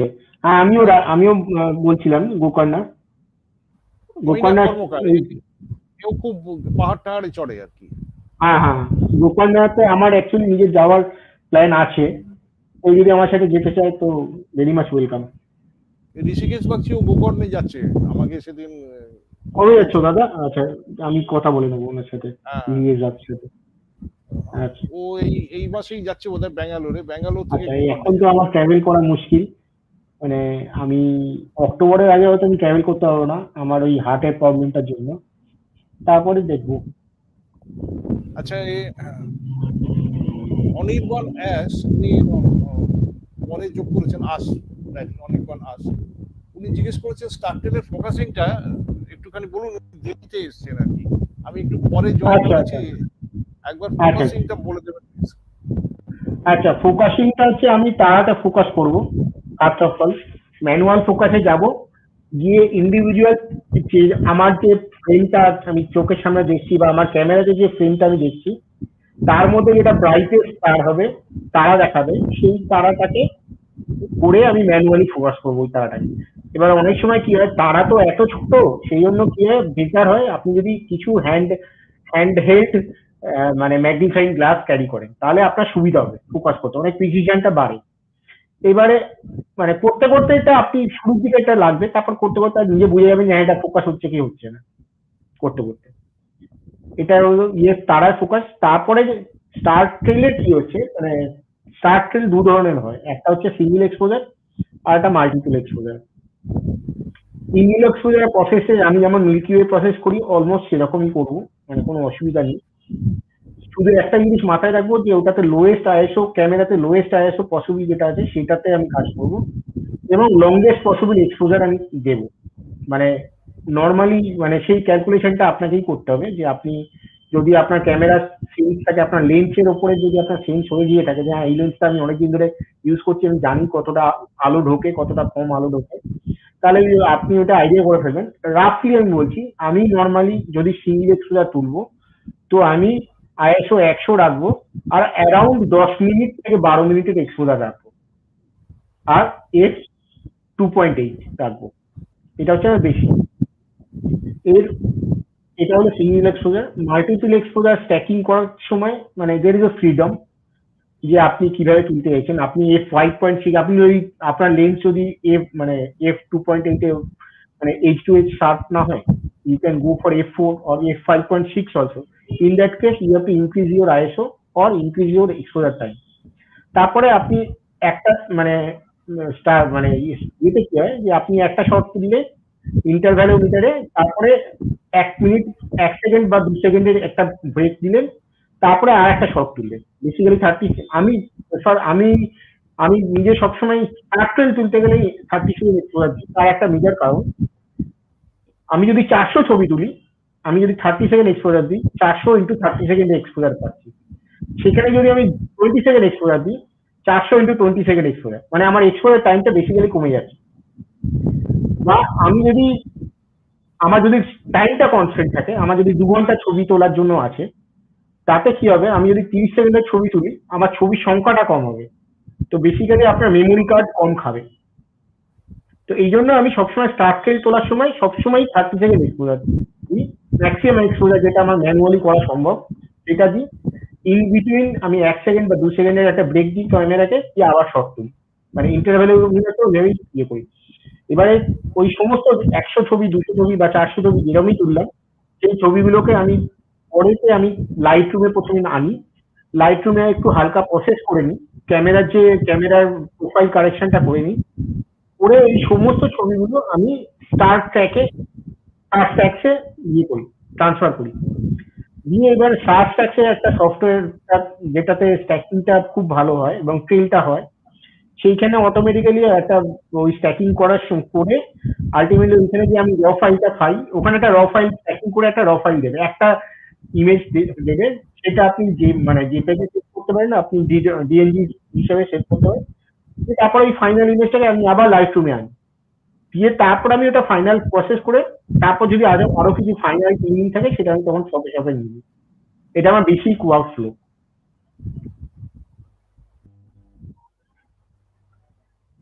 ঠিক আছে? এইখানে এই প্রশ্নটা করেছেন অনির্বাণ আস। উনি বলছেন যে আমি পরশু লাদাখ থেকে ফিরেছি, হ্যাঁ, কিছুতেই স্টার ট্রেনে ফোকাস করতে পারছিলাম না, আর মিল্কি ওয়েটা চলে আসছিল ছবিতে, একটু বুঝিয়ে দিন। উনি বলছেন এই যে তার আগে লিখেছেন এই যে ম্যাগনিফাইং লেন্স দিয়ে ফোকাস করার ব্যাপারটা উনি বুঝতে পারেননি। অ্যাকচুয়ালি কি হয়, আপনার ক্যামেরাতে তো একটা ডিসপ্লে এলসিডি স্ক্রিন থাকে, আপনি যখনই ক্যামেরা ম্যানুয়াল মোডে ফোকাস করতে যাবেন, তো অটোমেটিক্যালি আপনার মানে মানে আমি জানি না আপনার কি ক্যামেরা, সেই ক্যামেরাতে কি হয়, অটোমেটিক্যালি আপনার যে জায়গাটা আপনি দেখছেন সেটাকে জুম করে আনে আপনার কাছে। মানে কোনো ক্যামেরাতে 5 টাইমস করে, কোনো ক্যামেরাতে 6 টাইমস করে, ওটা জুম করে অটোমেটিক্যালি কাছে আনে, যে আপনি পয়েন্ট অফ ফোকাসটাকে আপনাকে আরো ক্লিয়ারলি দেখায়। তো আপনার পয়েন্ট অফ ফোকাসটা তারা যদি হয়, তাহলে সেটা আপনার কাছে চলে এলো মানে 6 টাইমস। তো অটোমেটিক্যালি তারাটা আস্তে আস্তে, মানে এবারে কি হয়, আপনি তখন ফোকাস করুন। ফার্স্ট অফ অল ফোকাস করতে হবে, মানে কি হয়, আপনি যদি ফোকাস না থাকে, আপনার যদি ফোকাস ইনফিনিটি করা থাকে তবুও তারা দেখা যাবে, কিন্তু আপনি যদি ফোকাসটা যদি মিনিমাল ফোকাস ডিস্টেন্স করে রাখেন, ওটা আপনার এলসিডি স্ক্রিনটা পুরো ব্ল্যাঙ্ক দেখাবে, কিছু দেখাবে না, তারা দেখাবে না। তো আপনাকে সবসময় চেষ্টা করতে হবে যে আপনি যতটা মানে ফোকাস টু ইনফিনিটি করার জন্য। এবার ফোকাস টু ইনফিনিটি গিয়ে তারপরে আপনি ফাইন টিউনিং করুন তাড়াতে। ঠিক আছে? করার পরে এবার ম্যাগনিফাইং গ্লাসটা কি বলছিলাম, যখন আপনি ওই 6 টাইমস আপনার ক্যামেরাতে এলসিডি স্ক্রিনে 6 টাইমস জুম করে আপনাকে অলরেডি দেখাচ্ছে, তারপরেও মনে হচ্ছে যে আপনি একটু কোথাও মিস করছেন, তখন আপনার কাছে একটা ম্যাগনিফাইং গ্লাস থাকলে আপনি ওই এলসিডি স্ক্রিনের উপরে রেখে আপনি যে পার্টিকুলার পয়েন্টটাকে বা যে পার্টিকুলার তারাটাকে আপনি দেখছেন সেটা আরো ভালো করে দেখুন এবং আরো ভালো করে তারপরে ফোকাস করুন। না এইটা আরেকটা লিখেছে আমি জুম করেও ডিসপ্লেতে কোনো স্টার দেখতে পাচ্ছিলাম না। না, তার মানে ফোকাস টু ইনফিনিটি হয়নি, ওটা মিনিমাম ফোকাস ডিস্টেন্সে হয়ে গেছে, ও সেই জন্যই ওটা তারা দেখাচ্ছে না। রাইট। মানে মিনিমাম ফোকাস ডিস্টেন্সে থাকলে তখন তারা দেখাবেই না, কোনো তারা দেখাবে না। ও ঠিক আছে, একটু দেখে নি আর কেউ আছে কিনা। ও এ তো অনির্বাণ দাসের যে ক্যামেরাটা হচ্ছে কি D750। D750 না, ও তো অ্যাডভান্স ক্যামেরা, অজতেরও আছে, হ্যাঁ খুবই অ্যাডভান্স ক্যামেরা, ভালো ক্যামেরা। D750টা আমি একটা মিনিটে তুলেছি, মানে একবারই রজতের ক্যামেরা ধার নিয়ে, মানে আমি মানে seriously happy with the output, এটা তো খুব ভালো তোলা যায়, সুতরাং এটা আপনি তুলতে পারেন এই ক্যামেরাতে শিওরলি। না অনির্বাণ একটু দাস ফোকাসিংটা প্র্যাকটিস করে নিতে হবে। আবারও অনির্বাণ দাস জিজ্ঞেস করেছে আপনার সাথে কি আমরা একদিন যেতে পারি। হ্যাঁ এটা নিয়ে আমরা খুব অবশ্যই যে কোনো সময় আমি মানে মানে এটা দাদা বলছিলেনই, অমিতাভ দা বলছিলেনই যে একটা অ্যারেঞ্জ করবেন, তো আমি আছি অ্যাভেলেবেল। এইটা আমাদের এক বন্ধু আছে মৈত্রী ব্যানার্জি, না বলে বোন বলা ভালো। এই আজকের দিনটা আমার কাছে খুব স্মরণীয়। স্মরণীয় এই কারণে আগের বছর ঠিক আজকের দিনের আগের দিন মানে 7th আগস্ট আমার ব্লাডের অক্সিজেন স্যাচুরেশন 80 তে নেমে যায়। আচ্ছা। আমার এক আমেরিকার বন্ধু আহমেদ আলী বলে, ওকে ফোন করে বাড়ির লোকেরা, করে ওর কাছ থেকে বলেছিল যে 3 লিটার পার ডে অক্সিজেন চালাও। তো ওই 3 লিটার পার অক্সিজেন চালিয়ে কিছুক্ষণ ভালো হয়ে যায়, পরের দিন আমি ভর্তি হতে যাই এবং অ্যাপেলোতে তিনি যে মহিলা ডাক্তার, ওই নাম করছিলেন, ওইখানে হেড ডিপার্টমেন্ট ছিলেন, হেড অফ দি ডিপার্টমেন্ট। এখন অবশ্য যিনি আছেন খুবই ভালো লোক, তিনি প্রকৃত ডাক্তার, ডক্টর অশোক সেনগুপ্ত। উনি আমাদের ওকে মেম্বার এবং ওকে আমাদের স্যারের তাপস বসুর একটি ডিজিটাল ডাক রুমের উনি খুব অ্যাক্টিভ সদস্য। ওয়াও আচ্ছা উনিও ভর্তি করতে পারেননি, ওই যে লেডি ডাক্তার উনি আইসিইউতে হুম দেওয়ার জন্য একটু ছটফট করছিলেন, এবং যেহেতু উনি লিখে দিয়েছেন সেহেতু আর হুম কেউ এখানে জেনারেল বেডে ভর্তি করতে পারেনি। ঠিক সেই আচ্ছা সময় আমার বোন, কেন বোনের চেয়েও বেশি, মৈত্রী বন্দ্যোপাধ্যায় এবং হুম ওর ব্রাদার ইন ল হুম শুভেন্দু হুম বন্দ্যোপাধ্যায় আমাকে মেডিকেল কলেজে ভর্তি করিয়ে দেয়। হুম হুম সেটাই 8 তারিখ 8 আগস্ট ছিল। আচ্ছা আচ্ছা আচ্ছা তো আজকেও এই 8 আগস্ট। হ্যাঁ হ্যাঁ ঠিক ঠিক তো আমি ওই মৈত্রী আমার কাছে জানতে চেয়েছি, আজকে মৈত্রী নেই, একটু ব্যস্ত মানুষ। তো হুম ওই বলেছিল যে কোনো জায়গায় এটাকে এরকম করার, তো আমরা এটা সবাইকে বলছি যে আপনারা গ্রুপে অ্যাক্টিভলি থাকুন, গ্রুপে অ্যাক্টিভলি ছবি দিন, এবং আমরা যেটা করব সেটা কস্ট টু কস্ট। এইখানে একটা জায়গায় নিয়ে গিয়ে কিছু টাকা রোজগার করতে হবে, সেই টাকাতে সংসার চলবে, আমরা এই নীতিতে বিশ্বাসী নই। যারা করেন তারা করেন, কিন্তু এরকম অনেকেই আছেন যে নিয়ে যান, ছবি তোলান, তার জন্য মেন্টার চার্জ দেন, কিন্তু আদৌ মেন্টারের যে কাজ সেই কাজ করেন না। তো সেইটা একটু মানে খারাপ লাগছে। যাই হোক, আমরা যদি নিয়ে যাই, আমরা সেখানে অন কস্ট নিয়ে যাবো, যেটুকু লাগবে, গিয়ে আমরা এখানে কাছাকাছি একটা ছবি তুলতে পারি। তো সেখানে হিরকও থাকবে, হিরকের সঙ্গে কথা বলা আছে।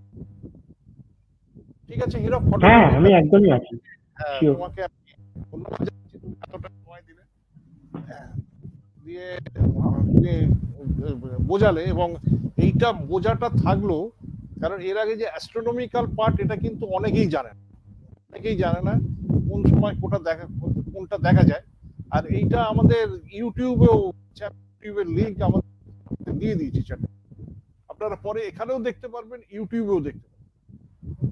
হ্যাঁ সে হিরক, ইউটিউবে তো থাকবেই সবসময় হ্যাঁ হ্যাঁ এটা অ্যাকচুয়ালি আমি আমার ইউটিউবও এটা আমি ইয়ে করছি আর কি রেকর্ড করে আমি এটাকে আমার ইউটিউবেও রাখবো হ্যাঁ পড়ার সঙ্গে শেয়ার করবো দাদা ইউটিউবে ঠিক আছে Hirak, thank you very much. ঠিক আছে ভালো হ্যাঁ সুযোগে হ্যাঁ থ্যাংক ইউ থ্যাংক ইউ একটু লোকজন আচ্ছা কম এই আছে। লাস্ট ছবিটা এটা আমার এই একটা পুরো মিল্কি ওয়ে প্যানোরামা আমি জাস্ট ইয়ে বলছি এটা এই ধাঙ্কারে যারা যারা গেছেন তারা বুঝতে পারবেন ধাঙ্কারে হেলিপ্যাড থেকে তোলা বেসিক্যালি এটা এই ছবিটা ওকে, সুন্দর। ঠিক আছে মিল্কি ওয়েটা কি এরকম মানে আর্ট শেপের হয়? হ্যাঁ হ্যাঁ, অরিজিনালি আর্ট হ্যাঁ শেপের হয়? অরিজিনালি আর্ট শেপের হবে ও, আমার এটা ধারণা ছিল না। আর একটা আচ্ছা আচ্ছা সময় তো ওই রাতের আকাশ দেখার ছিল, তখন আমরা ওই একটা 4 ইঞ্চি টেলিস্কোপ, আমাদের একটা ক্লাব ছিল, সায়েন্স ক্লাব, মহেশতলা মানে এইটা বিজ্ঞানের। অ্যাকচুয়ালি দাদা আমাদের খালি চোখে এতটা দেখতে হবে না হ্যাঁ এটা ফিল্ড অফ ভিউটা হচ্ছে অলমোস্ট 270 ডিগ্রি না, খালি ঠিক আছে চোখে দেখা যায় হ্যাঁ না বলেই না এই হুম, হুম। ছবিগুলো এত ভালো লাগে। হ্যাঁ, হ্যাঁ, ছবিতে সেই সেই হ্যাঁ, সেই ঠিকই বলেছো যেমন ঝর্ণার ছবি, ওয়াটারফল, ওটা হ্যাঁ চোখে যা দেখা যায়, ছবির লং হ্যাঁ এক্সপোজার তুললে অন্য জিনিস হয়, লাইট অন্যরকম ছবি। একদমই অন্যরকম হয়ে হ্যাঁ, যায় চোখে যেটা দেখছি, যখন আমি লং এক্সপোজারে যাচ্ছি, তখন ছবিটা অন্য হচ্ছে, আর চোখে হ্যাঁ যেটা একদম দেখা যায় না, পার্সপেক্টিভটা চেঞ্জ হয়ে যায় লং এক্সপোজারে ছবিটা তার জন্য কিন্তু ভালো হয়। এটা হুম রাজ সরকার আমার একবার বলেছিল ওয়ার্ল্ড ফটোগ্রাফি ফোরামে, যে আমরা যেটা হুম চোখে দেখতে পাই না, সেই সেটা যদি ছবিতে আনা যায় তাহলে খুব ভালো হুম হয়। সেই জন্যই আমার মনে হয় যে এই ছবিগুলো আমাদের কাছে এত অ্যাট্রাক্টিভ। হ্যাঁ অ্যাকচুয়ালি মানে আমার মিল্কি ওয়ে বা আমার ফটোগ্রাফি শুরু হয় যেটা বলছিলে দাদা তুমি শুরুতে মানে আমার ছবি তোলাই শুরু হয়েছে মিল্কি ওয়ে দিয়ে এবং তার কারণটাও হচ্ছে এটা যে মানে এটা তো চোখে দেখতে পাই না যখন ক্যামেরাতে দেখছি ছবি তোলার পরে মানে একদম মনে হচ্ছে ওয়ান্ডারল্যান্ড ঠিক, একটা বেশ মানে হেভেনলি ম্যাটার থাকে তো। হ্যাঁ একদম একদম যেমন এই যে আমার ধারণাই ছিল না, আমি যেটা বলছিলাম বাড়ির ছাদে আমরা হুম গিয়ে দেখতাম, তো অজয় হুম রায়চৌধুরী বলে ছিল, সে এখন আমার ফেসবুক ফ্রেন্ডও আছে, বলে হুম ওই ওই ওই দেখা যাচ্ছে মিল্কি ওয়ে। কিন্তু মিল্কি ওয়ে হুম কোথায়? আর আমি না এই পাখির ছবিও তুলতে পারি একটু কানা বলে, আর এটা হুম ঠিক দেখতে পাই না। হুম ছবিতে এটা কিন্তু যখন হয় ছবিটা, যেটা চোখে দেখা যায় না, সেই জন্যই হুম অসাধারণ। হ্যাঁ ঠিক আছে, ঠিকই হুম, ঠিক ঠিক আছে আছে। থ্যাংক ইউ আমি দাদা thank you photography photography patient এবং আমি হিরককে ধন্যবাদ জানাচ্ছি। নমস্কার। ওকে ধন্যবাদ